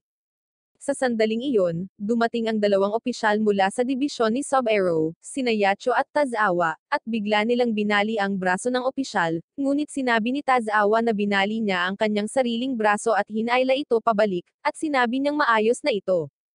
Ang senior commissioner, si Habako, ay nagtanong sa kanila kung ano ang nangyayari, at ipinaliwanag ni Tazawa na nagsagawa lang sila ng pangunang lunas sa isang nasugatan na kasamahan. Ipinaliwanag sa kanya ni Sub-Zero ang sitwasyon ng pribado, ngunit hiniling niya kay Sub-Zero na huwag gumawa ng mga problema dahil hindi siya laging matutulungan. Nang gabing iyon, papasok na si Terry sa ghost building sa pamamagitan ng rooftop nang bigla siyang inatake. Hinaharang niya ito gamit ang kanyang mga card, at tinawagan niya si Shino. Iniisip na siya ang nasa likod ng pag-atake, ngunit nagpakita si Yose, na ikanalito ni Terry. Nakita namin si Shino na natutulog sa kanyang silid nang mapansin ng totoong Shino ang pagsusulat sa dingding, na tila mula sa fire-breathing bug. Sa isang pagbabalik tanaw, nakita nating nanganganib ang imperyo, kaya naisipan ng corpse god na tulungan sila. Sinabihan siya ng kanyang Panginoon na maghanda para sa buhay nang wala ang imperyo, na sinasabing mayroon silang walang limitasyong oras, ngunit sinabihan siya nito na pahalagahan ang oras ng mga mortal habang binubuksan niya ang pinto. Gayunpaman, nabigo ang corpse god na sundin ang kanyang payo dahil hindi niya nailigtas ang mga taong mahal niya, at naging kaaway pa siya ng mundo. Sa kasalukuyan, ang tunay na Shino ay gumising sa kanya, na nagpapahintulot sa kanya na makita ang nakasulat sa dingding, na nagsasaad na ang mundo ay isang buggy program, at ito ay nagtatanong sa kanya kung siya ay anay or isang ibong kumakain ng surot. Nakatanggap si Shino ng tawag mula sa hindi kilalang numero, na tila mula sa fire-breathing bug. Tinanong siya ng lalaki kung siya ba ang anak sa labas ni Shabron, at nagtataka si Shino kung paano niya nalaman ang pangalang iyon. Samantala, inatake ni Yose si Terry gamit ang kanyang mga kutsilyo, na pinilit na tumalon si Terry. Binabago ni Yose ang kanyang mga daliri sa mahahabang kutsilyo, at si Terry ay natarante habang umiiwas siya. Nakita namin ang isang lalaki na nagmamasid sa laban, at ipinaalam niya kay Takiro ang tungkol sa sitwasyon, kaya nagpasya siyang gumawa ng hakbang, na nagsasabing maaari silang makinabang mula sa labanan. Sinubukan ni Shino na alamin ang higit patungkol sa kung ano ang nalalaman niya tungkol kay Shabron, iniisip kung siya ay taga-ibang mundo, ngunit nakita namin ang babae na nakasuot ng kapote ng fire-breathing bug na tila nakikipag-usap sa lalaki, at nahirapan si Shino na maintindihan sila. Sa palagay niya ay maaaring nasa malapit ang tumatawag, kaya ginamit niya ang kanyang mga mata upang tumingin sa paligid para sa kanila, at napansin niya sina Terry at Yose na nag-aaway sa rooftop. Nakikita namin si Terry na nagpapanik sa loob, at wala siyang ideya kung ano ang nangyayari, ngunit sinusubukan niyang gampanan ito ng call. Nagtataka si Yose tungkol sa relasyon nila ni Shino at nagpas siyang subukan siya, binanggit si Hosako. Nagkunwari si Terry na parang kilala niya si Hosako, at iniisip ni Yose kung sangkot siya sa pagkasawi ni Hosako. Sinubukan ni Terry na ipaliwanag ang kanyang sarili, ngunit nakikita siya ni Yose bilang isang kaaway, kaya sinusugod niya siya. Gayunpaman, biglang dumapo si Lemang sa pagitan nila, at alam nilang dalawa na siya ay mapanganib. Nakikita namin si Takiro habang nagtataka ang kanyang mga kasama kung sasalakayin ba ni Lemang si Yosef, ngunit tiniyak ni Takiro na inutusan niya siyang huwag saktan si Yosef, at tiwala siyang susundin ni Lemang ang kanyang mga utos. Lumingon si Lemang kay Terry, at nakita ito ni Yosef bilang isang pambungad, umaatake gamit ang kanyang mga kutsilyo, ngunit si Lemang ay hindi nasaktan, nagpapatuloy patungo kay Terry. Sa tingin ni Yose ay hindi siya pinapansin, kaya muli siyang umatake gamit ang kanyang mga daliri. Hindi niya masugatan si Lemang, kaya kinuryent niya siya ng kuryente sa halip, ngunit nakalaya si Lemang, at nagpatuloy siya patungo kay Terry, na nagsimulang magpanik at humiling na lutasin ang mga bagay ng mapayapa. Samantala, nakita namin ang babae habang siya ay nilapitan ni Yacho at Tazawa. Nakita nilang kainahinala siya, na nasa labas sa mga lansangan sa kalagitnaan ng gabi. Mabilis niyang tinapos ang kanyang tawag, at iniisip ni Shino kung ano ang nangyayari, iniisip kung paanong ayaw niyang madungisan ang kanyang alaala. Naghahanda si Shino na kumilos, at nararamdaman niyang may naguguluhan sa ibaba niya, at dahil sabay na natapos ang tawag, nalaman niyang malapit lang ang tumatawag. Hindi gustong isuko ang klon na ito, pinapagana niya ang kanyang kapangyarihan. Ang bawat isa ay nakakakuha ng kakaibang pakiramdam habang tinatakpan niya ang gusali, at lumilikha ng isang field na kilala bilang kanyang templo. Nakita namin ang babae na nagpapaliwanag sa dalawang opisyal na siya ay nasa labas lamang upang hanapin ang kanyang aso na tumakas, at siya ay sinamahan ng kanyang ama. Pinagmamasdan sila ni Shino gamit ang kanyang mga mata, at alam niyang nagsisinungaling ang mga ito dahil hindi niya maramdaman ang anumang aso sa lugar, at kinikilala niya ang mga kaluluwa ni Terry at ng babae bilang ang dalawang taong nagtanong sa kanya tungkol sa simbolo. Kaya't nagpa siya siyang palawakin ang kanyang larangan upang masubaybayan ang mga ito. Lahat ng tao sa paligid ay nakakaramdam ng biglaang hindi magandang pakiramdam, ngunit hindi nila masabi kung ano ang nangyayari. Tumungo si Shino sa rooftop upang tulungan si Joseph, ngunit ang tunay na Shino ay nag-aalala na makikita siya, kaya naghahanda siyang gamitin ang kanyang mga kamay na hindi nakikita. Si Lemang ay inatake ng hindi nakikitang mga kamay, ngunit ipinagkibit balikat niya ito at nagpatuloy patungo kay Terry. Apektado rin si Terry, at iniisip niya kung ano ang nangyayari. Sinabi ni Shino na ang kanyang kontrol ay bumuti sa loob ng kanyang larangan, kaya nagpa siya siyang dalhin ang mga bagay sa susunod na antas. Nagpa siya si Terry na umatras, naghagis ng smoke screen at gumamit ng lobo upang makatakas, ngunit bigla siyang nabigla, at nakatanggap din si Takiro ng isang nakakagulat na ulat. Sa pamamagitan ng pakikiramay sa mga espirito, nagagawa ni Shino na ibahagi ang mga pandama sa kanilang mga kamay, at nagagawa niyang bigyan sila ng isang nasasalat na anyo. Nakikita namin ang isang pulutong ng mga kamay habang sinusubukan nilang hulihin si Lemang, ngunit napagtanto ni Shino na wala pa rin siyang kapangyarihan upang pigilan siya, kaya nagpa siya siyang sundan si Terry sa halip. Tuwang-tuwa si Terry na makita sila, nagtataka tungkol sa sikreto sa likod nila, ngunit nagawa niyang makatakas gamit ang isa pang lobo. Nadismaya si Shino na nakalayo siya, ngunit inihayag niya na nagawa niyang mahuli ang babae. Nakikita namin ang footage ng mga kamay ni Shino na kumakalat sa internet, at konektado ito sa skeleton event.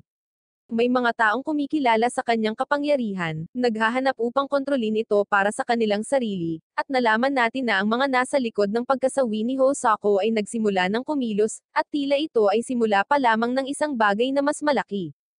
Kinabukasan, nakita namin ang dibisyon ni Sub-Zero na nag-iimbestiga sa eksena, at nakita nila ang mga tao na tumitingin sa ghost building. Alam ni Sub-Zero na kay Chris iyon, na nakikita naming kasalukuyang nakikipag-interview sa dalawang hitmen. Kinikilala niya sila bilang Rin at Hero, ngunit nagtataka sila kung paano niya nalaman ang tungkol sa kanilang mga pagkakakilanlan dahil ito ay dapat na isang sikreto.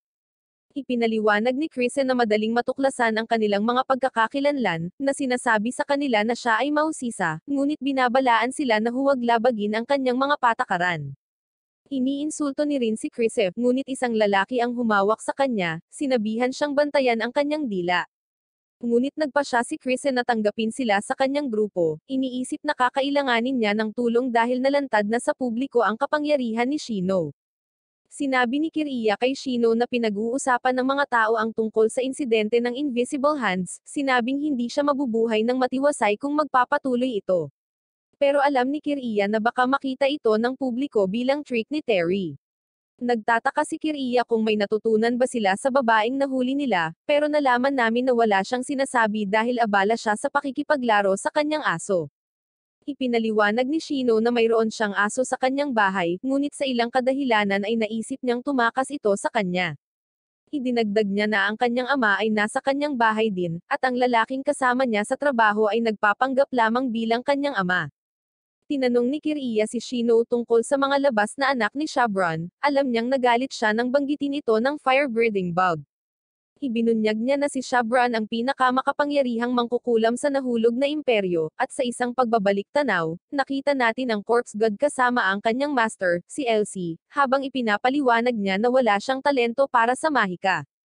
Ibinunyag niya na ang Evil Eye ay hindi kahit isang talento dahil ito ay isang tampok lamang ng kanyang kaluluwa, ngunit tiniyak ni Elsie sa kanya na sasanayin niya ito ng mabuti, na sinasabing siya ay magiging isang makapangyarihang mangkukulam pagkatapos niyang gawin ito sa kanya, ngunit hinding-hindi siya ang magiging pinakamalakas.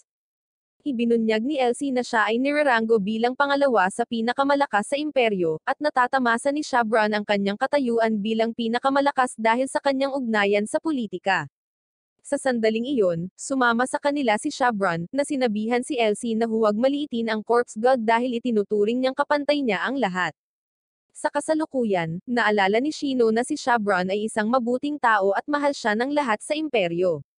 Nagtataka si Kiriya kung paano nalaman ng fire-breathing bug ang tungkol sa kanya, at hindi alam ni Shino ang sagot ngunit sa tingin niya ay kalaban nila ang isang grupo na tinatawag na Children of Shabran.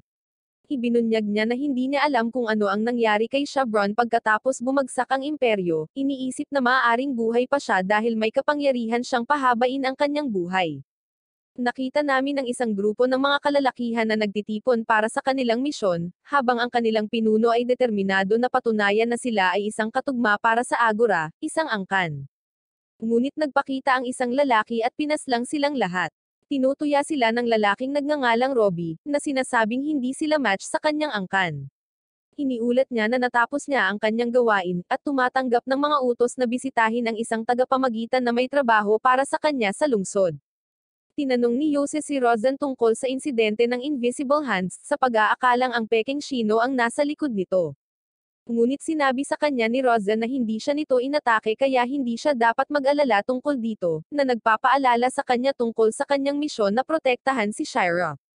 Inamin ni Shino kay Rozan na alam niya ang tungkol sa peking sikreto ni Shino, ngunit sa palagay niya ay hindi siya paniniwalaan ni Yose kaya nagpasya siyang huwag magsalita ng anuman tungkol dito, at sinabihan si Yose na kunin ang tiwala ng peking Shino. Dumating si Robbie sa lungsod na alam niyang teritoryo ito ni Chrisep kaya naisipan niyang maging mahinahon. Nakita niya na kinikilala siya ni Yose bilang ang batang naputol ang kanyang mga paa. Bumalik tayo kay Shino kung saan bumisita ang isang reporter na nagngangalang Chone, at ipinaliwanag ni Maraki na ibabalita sila. Nalaman namin na nagtatrabaho si Chone sa isa sa pinakamalaking kumpanya ng balita sa mundo, at siya ang pinakamahusay na reporter. Kaya iniisip ni Kiriya na nasa problema sila dahil guguluhin na ng media ang kanilang kapayapaan. Sinabi ni Chona na gusto niyang makapanayam ang corpse god, ngunit iniisip ni Kiriya na hindi siya mapagkakatiwalaan. Kaya't sinabi niya sa kanya na malaya silang tumanggi, ngunit kailangan niyang gumawa ng ulat tungkol sa mga drone na lumilipad sa lugar. Nag-aalala si Kiriya na magkaroon ng gulo kay Chris kaya naisip niya na dapat niyang ayusin ang mga bagay-bagay. Alam ni Chona na si Kiriya ay isang miyembro ng isang gang, at alam niya na siya ay isang henyo na naglunsad ng isang kumpanya ng software noong siya ay 14 na taong gulang. Ngunit ang kanyang negosyo ay kinuha, na nagtutulak sa kanyang mga magulang na magpakasawi at nagtulak sa kanya na pumasok sa kriminal na underworld para mabuhay. Sa palagay ni Chona ay magiging isang magandang artikulo ang kanyang buhay, ngunit nalaman namin na nakumbinsi niya ang kanyang amo na hayaang i-cover niya ang corpse god sa pag-aakalang konektado siya sa mga mahiwagang kaso na nangyayari sa lungsod. Pumayag si Shino sa panayam, iniisip kung gusto niyang magkaroon ng sesyon ng paghula. Pero sinabi ni Chona sa kanya na gusto niyang maging objective kaya magbibigay siya ng customer para sa kanya. Nangako siya na hindi siya magdudulot ng anumang gulo sa mga session niya, kaya naghahanda silang mag-set up. Nagtataka si Chona kung bakit nakikipagtulungan si Shino sa isang information broker para kumita, dahil alam niyang mula siya sa isang mayamang pamilya, at napansin niya ang nakasulat sa dingding dahil alam niyang mula ito sa fire-breathing bug. Kaya't nagtanong siya tungkol dito, at sinabi ni Kiriya na naroon na ito mula noong lumipat sila, ngunit hindi siya naniniwala sa kanya, napansin na ang sulat ay hindi mukhang luma kaya nakita niya ang mga ito na kainahinala. Nakita namin si Lemang na nag-uulat kay Takiro, na sinasabi sa kanya na si Terry ay hindi responsable sa insidente ng Invisible Hands, ngunit sinabi sa kanya ni Takiro na maghanda para sa kanyang pangunahing trabaho. Inutusan ni Takiro ang kanyang mga assassin na sina Tyrone at Bella na hulihin si Terry dahil gusto niyang kumuha ng impormasyon tungkol kay Shino. Alam niya na hinahabol din ng mga pulis si Terry, at alam niyang sinusubaybayan nila ang kanyang mga galaw kaya sinabi niya kina Tyrone at Bella na huwag maliitin ang mga ito, na nagsasabing mayroong mga demonyo sa kanila. Nakita namin ang bartender na si Yoriki, habang nagtataka kung bakit hindi pumasok sa trabaho ang kasamahan niyang si Nashida. Pero nag-aalok si Krisen na bigyan siya ng bonus kung mag-overtime siya, at masaya siyang sumang-ayon dito. Inutusan niya ang kanyang mga tauhan na hanapin si Nashida, ngunit nalaman namin na siya ay pinaslang ni Robby na nagtatrabaho sa tagapamagitan na nagngangalang Tag-Ora. Sa istasyon ng pulisya, sinusuri ng dibisyon ni Sub-Aero ang mga security camera, sa pag-aakalang babalik si Terry sa eksena upang panoorin ang reaksyon ng mga tao. Ang paglalakad ni Robby ay nakakuha ng kanilang pansin, at ipinahayag ni Cora Barrow na kilala niya si Tag-Ora. Ipinaliwanag ni Cora Barrow na si Tag-Ora ay miyembro ng grupo na sinalihan dati ni Kiriya, na sinasabing tinapos niya ang lahat sa gang ngunit nakatakas si Tag-Ora, sa pag-aakalang siya ang pinuno nila. Nakikita namin ang isang grupo ng mga tulisan na sinusubukang takutin si Tag-Ora, ngunit nananatili siyang kalmado na nagtatanong sa kanila kung mayroon silang koneksyon sa ibang tao.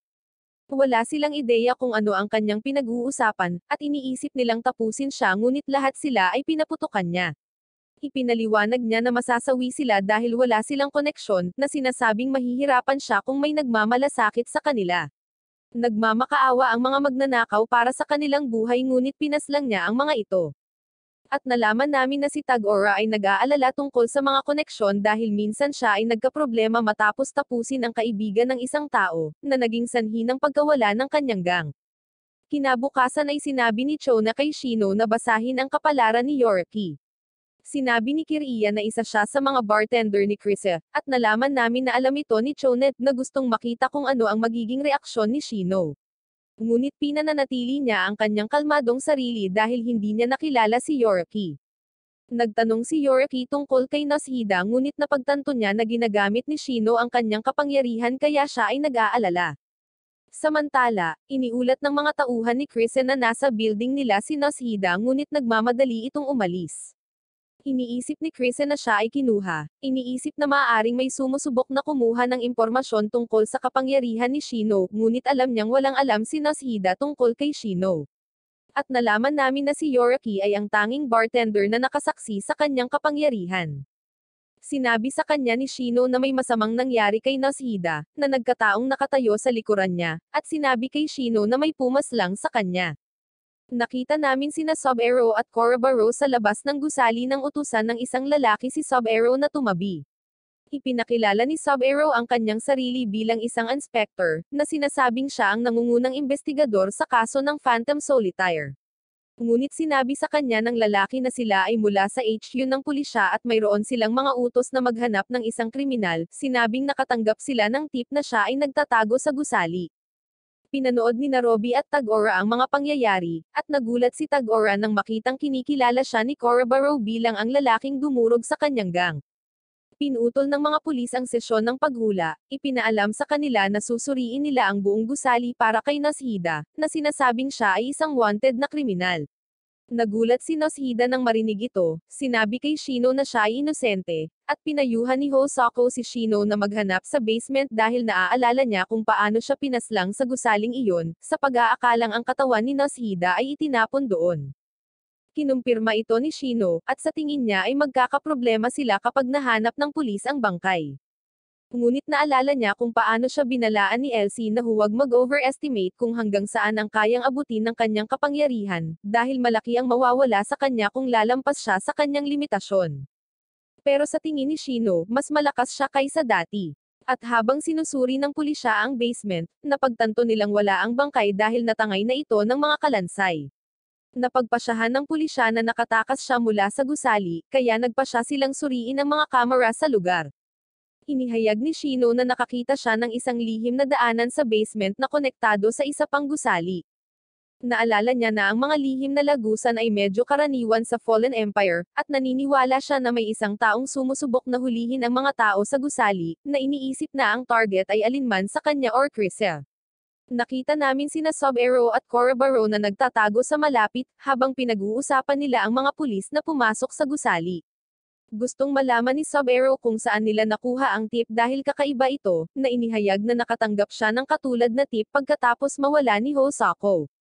Ngunit nang suriin niya ang basement, wala siyang nakita kundi dugo na tumugma sa DNA ni Hosako.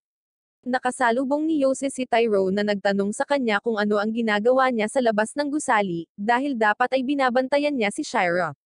Sinabi sa kanya ni Tyrone na wala siyang halaga sa kanilang angkan kaya dapat masawi man lang siya habang ginagampanan ang kanyang tungkulin. Ngunit sinabi ni Yose na tapos na siya sa kanilang angkan kaya wala sa posisyon si Tyrone para ay lecture siya. Tinutuya siya ni Tyrone na sinasabi sa kanya na siya ay walang silbi. Ngunit biglang dumating si Maraki, at dinala niya si Yose palayo. Habang papaalis na si Tyrone, hinaharangan ni Maraki ang kanyang dinadaanan, alam niyang kakampi siya kaya sinabihan siya nitong mag-ingat dahil hindi niya alam kung ano ang maaaring makaharap niya sa lungsod. Napansin ni Tyrone na mahina ang puwersa ng kanyang buhay kaya napagpasyahan niya na nakikipag-ugnayan siya sa supernatural. Nakita ni Tag-Ora si Kiriya, at napansin niya na ang lahat ay nagtitipon sa labas ng gusali kaya naisip ni Robbie na ang mga bagay ay malapit ng maging kawili-wili.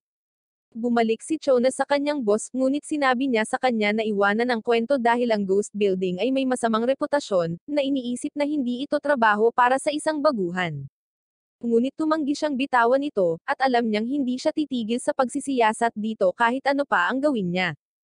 Kaya't pinahintulutan niya itong i-cover ang kwento sa ilalim ng kondisyon na maaari lamang niyang i-cover ang paghula ng corpse god, at pumayag siya na sinasabi na gagawin niyang sentro ng kwento si Shino. Sa ghost building, ibinigay ni Shire kay Shino ang mga gemstones na sinasabi sa kanya na karapat-dapat siya dahil siya ang nagligtas sa totoong Shino.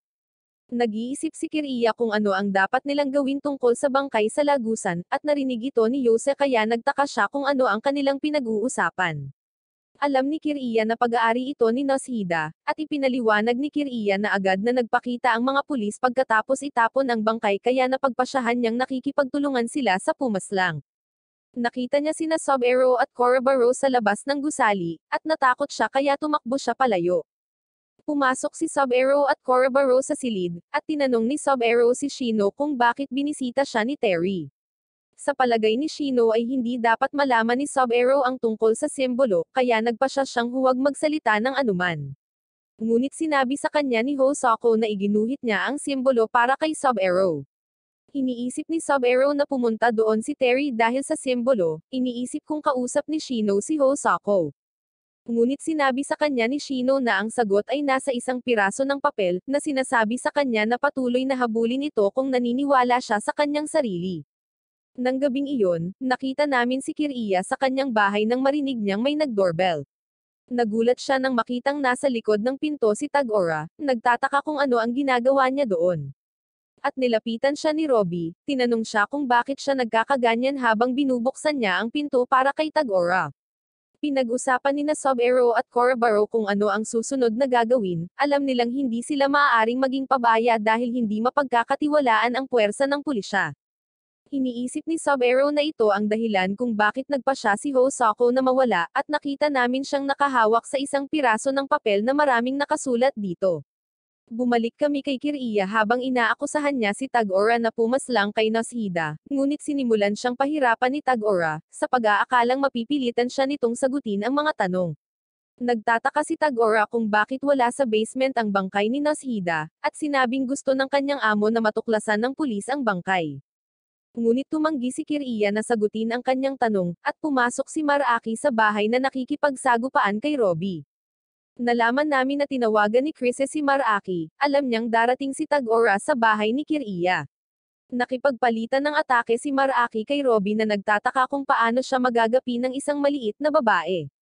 Sinusugod niya si Maraki ngunit tumalon ito palayo, at umindayog ito sa kanya ngunit bahagya niyang iniiwasan ang pag-atake nito. Nakita ni Robbie ang isang siwang, at naglunsad siya ng isang mapangwasak na atake na hiniwa siya sa kalahati. Si Tag-Ora naman ay gumagamit ng tranquilizer kay Kiriya bago siya kinuha. Samantala, si Shino ay nagpahayag na ginamit niya ang mana stones upang matrigger ang ebolusyon ni Maraki, na nagpapakita na siya ay hindi na isang zombie dahil siya ay naging isang vampire larve. Nawala ang kanyang katawan, at nakita namin siyang nakatayo sa isang rooftop kung saan nakita niya ang van ni Tag-Ora. Kaya sumugod siya dito ngunit inatake ni Robbie ang bubong dahilan para mahulog siya. Hinahabol niya ang mga ito ngunit napagtanto niya na may mga tao sa kalye, at ayaw niyang makita kaya nagpasya siyang iwasan ang mga ito, lumilipad sa paligid ng lungsod habang patuloy niya silang hinahabol. Nakikita namin si Kiriya sa isang bodega kung saan nalaman niya na si Robbie ay isang Agura, nagtataka kung bakit nakikipagtulungan si Tag-Ora sa kanya dahil ang mga Agura ay kilalang kilala na mga assassin sa kriminal na underworld. Ngunit inihayag ni Tag-Ora na binayaran niya ng pera si Robbie para sa kanyang mga serbisyo, na sinasabi kay Kiriya na hindi siya gaanong naiiba dahil nagtatrabaho siya kay Yose na isang assassin na binayaran ng mga Shinyama. Nakita namin si Yose na nanonood sa kanila, gustong malaman ang tungkol sa bangkay sa basement. Ngunit nagulat siya nang makita ang isang Agura, at naalala niya kung paano niya natanggal ang kanyang mga paa kaya naisipan niyang iwasan si Robbie. Alam ni Tag-Ora na ipinagkanulo ni Kiriya ang kanyang mga dating kaibigan upang iligtas ang kanyang sarili, na inihayag na suot niya ang kanyang headgear dahil nagkaroon siya ng takot sa katotohanan dahil sa kanyang mga nakaraang karanasan. Kaya't tinitingnan niya ang lahat sa pamamagitan ng isang kamera, na nagpapanggap na ang buhay ay isang laro lamang. Inihayag ni Tag-Ora na gusto niyang i-recruit si Kiriya dahil sa kanyang kakayahang mang-alap ng impormasyon, ngunit alam niyang kasalukuyang nagtatrabaho siya kay Chris kaya pinili ni Tag-Ora na tanungin siya sa halip na tinanong sa kanya kung ano ang ginagawa niya sa ghost building. Samantala, nakikita namin si Chris sa bar habang kino-question ng kanyang mga subordinate ang loyalty ni Kiriya. Iniisip ni Chris na kaduda-dadang ang kanyang katapatan dahil malamang na ipagkanulo niya ang mga ito kung siya ay napapailalim sa takot, ngunit iniisip niya na maaaring nakahanap siya ng isa pang dahilan upang manatiling tapat. Tumanggi si Kiriya na sagutin ang mga tanong ni Tag-Ora, ngunit pinaputukan siya sa binti, at binalaan siya ni Tag-Ora na maaari siyang masawi. Iniisip ni Tag-Ora na pinahahalagahan niya ang kanyang buhay sa anumang bagay kaya siya ay magsasalita sa huli. Ngunit naalala ni Kiriya ang mga sandaling ibinahagi niya kay Shino, na tumatangging ipagkanulo ang kanyang mga kaibigan kaya pinagbantaan siya ni Tag-Ora na tatapusin siya kaagad, habang napapansin niyang iba na si Kiriya dahil hindi siya natatakot na masawi. At nalaman namin na pinagkakatiwalaan niya si Shino sa kanyang buhay, iniisip na ibabalik siya ni Shino kapag nasawi siya. Patuloy siyang pinahirapan ni Tag-Ora ngunit ayaw pa rin niyang sumuko, kaya pinatindi ni Tag-Ora ang pagpapahirap na nagsasabing magagawa niya rin ito kay Yose. At hindi nag-aalala si Tag-Ora na lumaban sa mga Shinyama dahil ang mga nakatataas niya ang bahala sa kanila. Naghahanda siyang tapusin si Kiriya ngunit iniligtas siya ni Yose, na inihayag na nakahanap siya ng dahilan para makialam dahil si Tag-Ora ay isang banta sa mga Shinyama. Sa HQ ng pulisya, ipinaalam ni Sub-Aero kay Commissioner Habako na sinuri ang ghost building kasunod ng pagkawala ni Nashida, at naalala niya na ang gusali ay kasangkot sa pagkawala ni Hosako kaya nangako siyang titingnan ito. Nakita namin si Hiro sa kanyang opisina kung saan nakatagpo niya si Terry na nagpapaliwanag na lahat ay may pampubliko, at pribadong mukha at karamihan sa mga tao ay mas pinipiling itago ang isang bahagi ng kanilang sarili. Ngunit pinipili ng ilang tao na huwag itago ang anuman, at ang mga taong ito ay may kakaibang ugali na magtipon sa isang lugar. Sinabi niya kay Hiro na ang mga taong nakakatrabaho niya ay pawang mga joker, na sinasabing wala siyang magagawa. Kaya iminumungkahi ni Terry na dapat niyang baguhin ang kanyang mga taktika, na nagpapaliwanag na siya ay kwalipikado na maging isang manlalaro sa laro dahil siya ang pinuno ng pulisya. Ngunit ipinaalala niya kay Terry na ang punong ministro ay mas mataas sa kanya at dahil ang punong ministro ay sumasagot sa mga tao, ang lahat ay dapat ituring bilang isang manlalaro sa laro. Nagtataka siya kung bakit nagpakita si Terry sa pag-aakalang may gagawin siya. Sinusubukan ni Terry na kumilos ng cool, ngunit nalaman namin na wala talaga siyang plano at sinusubukan lang niyang takutin si Hiro sa pag-aakalang siya ang mastermind na nag-utos sa mga sniper na tapusin siya. Bumalik kami sa bodega habang sinasalakay ni Joseph si Robbie na nagtataka kung ano ang nangyari sa mga paa ni Joseph dahil naalala niyang sinira ito ng kanyang kapatid na babae. Napansin niya na nanginginig ang mga binti ni Joseph na nagtataka kung natatakot siya, ngunit bigla siyang nawala habang nagsisimula siyang gumalaw ng may katawa-tawang bilis. Nagpupumilit si Robbie na makipagsabayan sa kanya, at nagawa niyang bulagin si Moya. Ngunit hinulaan niya ang galaw ni Yose at nagawa niyang sunggaban siya, inilunsad siya sa ere. Naghahanda si Robbie na ihatid ang pangwakas na atake ngunit biglang dumating si Maraki, sinisipa siya. Nagtataka si Tag-Ora kung paano siya nakaligtas, napagtanto na nakikitungo siya sa supernatural kaya naisipan niyang iulat ito sa kanyang mga superior. Nagpa siya si Robbie na makipaglaban ng seryoso, inalis ang mga restraints sa kanyang binti. Naglunsad siya ng isang pag-atake, na halos hindi maiiwasan ni Yosa, at iniisip niya kung paano nakakakilos si Robbie ng napakabilis. Umindayog siya kay Maraki, ngunit walang nangyari sa kanya, at kakaiba ito dahil alam niyang nagawa niyang tamaan siya. Sinabi ni Yose na wala siyang tibok ng puso, at nalaman namin na binago ni Shino ang ugnayan ni Maraki sa pagitan ng kanyang katawan at kaluluwa, na nagbibigay sa kanya ng kakayahang mag-transform bilang mga paniki. Habang tumatagal ang laban, binanggit ni Yose na ginagamit ni Robbie ang kanyang footwork upang maglunsad ng isang malayuang pag-atake, na nagbibigay ng ilusyon na ang kanyang mga braso ay lumalawak. Sinabi sa kanya ni Maraki na kakopyahin niya ang kanyang estilo ng pakikipaglaban, at inilunsad niya ang kanyang mga kamay, na nahuhuli siya sa gulat. Ang kanyang mga kamay ay bumalik sa kanyang katawan, at sinabi niya na ito ay masyadong masama dahil hindi niya nagawang hatiin siya sa kalahati. Bumalik kami kay Shino habang si Hosako ay humihingi ng pabor sa kanya. Nakatanggap si Sub-Zero ng isang tawag, at sinabi sa kanya ng tumatawag na madali siyang pagsasamantalahan dahil hindi niya pinapalitan ang kanyang numero ng telepono. Napagtanto niya kaagad na kausap niya si Hosako sa opisina nito. Sinisiyasat ni Cho na ang ghost building, at nalaman niya na minana ito ni Chris sa kanyang lolo pagkatapos mawala ang kanyang mga magulang. Nahuli siya sa isang kaso ng pandurukot noong siya ay nasa high school, at si Hosako ang detective na lumutas sa kaso. Sinabi ni Hosako kay Sub-Zero na nawalan na siya ng kakayahang magsalita, at gusto siyang makilala ni Sub-Zero ng personal, ngunit sinabi niya na hindi ito magiging posible. Nalaman namin na ginagamit ni Hosako ang vocal cords ng nasawi na kalapati para makipag-usap, at sinabi niya kay Sub-Zero na ang Hosako na kilala niya ay wala na, at sinabing hindi na siya ang dating siya. Sinabi niya kay Sub-Zero na malapit nang makilahok si Chris. Sinabing kailangan nilang maging handa kapag gumawa ng hakbang ang kaaway. Iniisip ni Sub-Zero na hindi mapagkakatiwalaan si Chris, ngunit sinabi ni Hosako na hindi ito mahalaga, na sinasabi sa kanya na may mastermind sa puwersa ng pulisya. Bumalik kami sa bodega habang iniisip ni Yose kung paano nila matatalo si Robbie. Alam niyang hindi na siya mahuhulog sa panlilinlang ni Maraki muli, ngunit nakaisip siya ng isang plano, na sinasabi kay Yose na magtiwala sa kanya. Sinusugod ni Robbie si Maraki habang napapansin niyang nases iron na ang damit nito, kaya alam niyang umaabot sa kanya ang talim nito. Mas agresibo siyang lumaban, ngunit napigilan ni Maraki ang kanyang pag-atake, at sinubukan ni Maraki na tapusin siya, ngunit hinawakan niya ito sa pag-aakalang nahuli na niya siya. Ngunit nalaman namin na bahagi ito ng kanyang plano habang inatake ni Yose si Robbie, na nagpagulat sa kanya. Nakuryente siya ni Yose, na naging sanhi ng pagbagsak niya, ngunit nagtataka si Yose kung ano ang nangyari dahil masyadong madilim para makita ang lahat. Nalaman namin na nakatakas si Tag-Ora habang abala sila kay Robbie, at wala siyang pakialam kung masawi man si Robbie, pero sinabing hindi niya hahayaang masayang ang sakripisyo ni Robbie. Kaya naisipan niyang iulat ang insidente sa kanyang boss. Bumalik sa HQ ng pulisya, pinayuhan ni Hosako si Sub-Zero na maging maingat sa mga tao sa paligid niya dahil hindi niya alam kung sino ang nagtatrabaho bilang mastermind. Binabaan siya ni Hosako, ngunit napagtanto niya na may isa pang numero na tumatawag sa kanya, iniisip na may nakalimutang sabihin sa kanya si Hosako. Ngunit napagtanto niya na si Terry ang nagpahayag na alam niya ang tungkol sa pag-uusap nila ni Sub-Zero, na nagsasabi sa kanya tungkol sa pagkakakilanlan ng mastermind. Ngunit hindi naniniwala si Sub-Zero sa kanya, kaya gusto niyang kumpirmahin kung ito ay totoo. Tinawagan ni Tag-Ora ang mastermind, sinabi sa kanya ang tungkol sa insidente, at ipinaliwanag ni Tag-Ora na maaaring siya ang target ng Shinyama.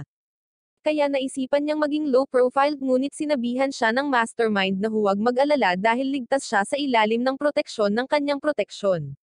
Nakikinig si Sub-Zero habang nakikipag-usap ang mastermind kay Tag-Ora, at nang marinig niya ang pangalan ni Tag-Ora, binuksan niya ang pinto, sinabi sa mastermind na nagulat siya dahil tinuring niya itong parang pamilya. Nalaman namin na si Habako ang mastermind, at nalaman ni Cho na ang tungkol dito, kaya tinawagan niya si Yacho para ipaalam sa kanya, sinabing tumaas si Habako sa mga ranggo pagkatapos ng kasawian ni Hosako. Ngunit sa kanilang pagtawag, isang pulis ang dumaan kay Yacho, na napagtanto na ang pulis ay kumakanta ng pantropiko. At nakikita namin ang fire-breathing bug na nagtitipon sa labas ng bodega. Ang kapatid ni Robbie na si Marie ay sinusubukan siyang tawagan, ngunit hindi niya ito sinasagot, kaya naisipan niyang bisitahin siya. Bumalik kami sa opisina ni Hero kung saan narinig ni Terry ang pagring ng telepono, at natuklasan niya ang isang lihim na compartment. Nakita niya si Hero na kainahinala, iniisip na maaaring siya ang mastermind, ngunit sinabi niya kay Terry na sagutin ang telepono. At nalaman namin na nakikipagtulungan siya sa grocer na nagbubunyag na nakakuha siya ng isang talaan ng mga komunikasyon sa pulisya para kay Hero. Inihayag ng grocer na si Sub-Zero ay nakikipag-usap kay Hosoko, na nagsasabing magpapadala siya ng isang talaan ng tawag, at idinagdag niya na si Habako ay nakakatanggap ng maraming kaina-hinalang tawag mula sa isang tagapamagitan. Nagtataka si Terry kung bakit nag-hire si Hero ng isang kriminal para mang-alap ng impormasyon, ngunit sa tingin niya ay wala namang masama dito, sinabing nadiskubre nila na si Habako ang mastermind. Gustong ilantad ni Terry si Habako, kaya pumayag siyang tulungan si Hero, tinanong siya kung alam niya ang numero ni Sub-Zero. At ito ang nagpapaliwanag kung paano nagawang tawagan ni Terry si Sabako. Hinarap ni Sabako ang komisyoner, alam niyang kausap niya ang Aguro, at nagtanong si Sub-Zero tungkol kay Shabron. Ngunit sa sandaling iyon, nakikita namin ang mga taong naglalakad papunta sa silid dahil narinig ng isa sa kanila ang pangalan ni Shabron.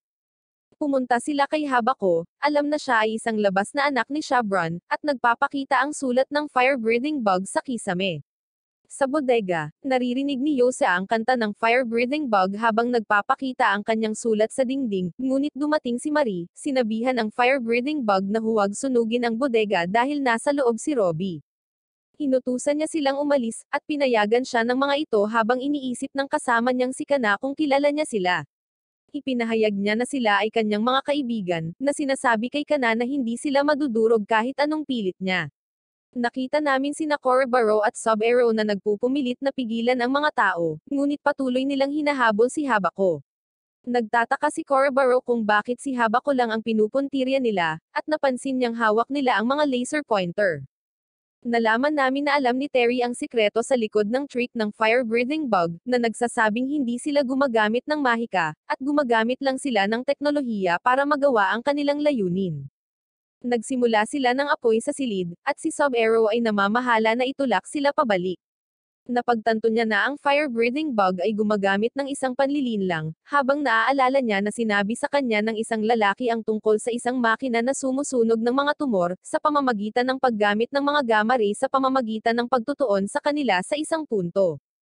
Inalis ni Korobaro ang apoy habang isinara ni Sub-Zero ang pinto, napagtanto na ang laser ng fire-breathing bug ang may pananagutan sa sunog, ngunit nagtataka siya kung paano sila nakapagsulat ng mga tala sa malayo, sa pag-aakalang imposible ito. Ngunit naaalala niya na nakilala niya ang mga pambihirang tao na muling tinukoy kung ano ang posible. Kaya hindi na siya magtataka kung sa bandang huli ay makatagpo siya ng isang tunay na halimaw sa bodega. Nagtataka si Yose kung bakit hindi na niya naririnig ang kantang Patropiko nang biglang sumulpat si Marie, kinikilala siya bilang ang assassin. Sinubukan niyang atakihin siya, ngunit hiniwa niya ang kamay nito, na sinasabi sa kanya na ibabalik niya ang kanyang mga paa kung pumayag itong maging kapatid niya. Sa isang flashback, nalaman namin na si Yose ay binigyan ng small time na target para sa kanyang unang misyon, ngunit nakatagpo niya ang Aguras.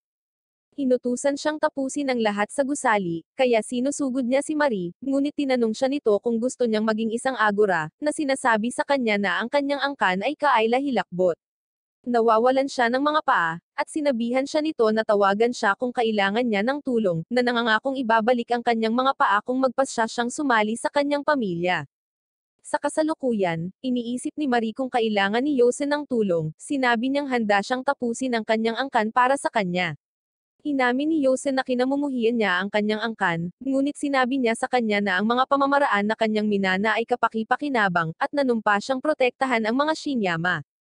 Inaatake siya ni Maraki, ngunit kinagat niya ang sandata at gumanti, ngunit si Maraki ay nagbagong anyo sa mga paniki.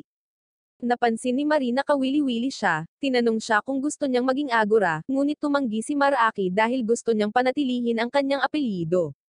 Napagtanto ni Marie na malubha ang mga pinsala ni Robbie, kaya inutusan niya ang kanyang mga kasama na iligtas siya. Hinabala ng kanyang kasamang si Diana si Maraki, habang hinihila ni Kana si Robbie sa ligtas na lugar. Sinabi ni Marie na dapat nilang tawagin itong isang draw, at nagpasya siyang iwanan sila ng mag-isa.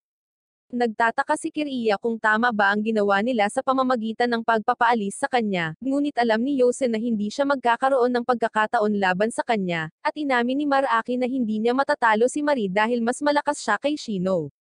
Sa HQ ng pulisya, nawalan ng pag-asa si Habako, dahil alam ng fire-breathing bug ang tungkol sa kanyang pagkakakilanlan.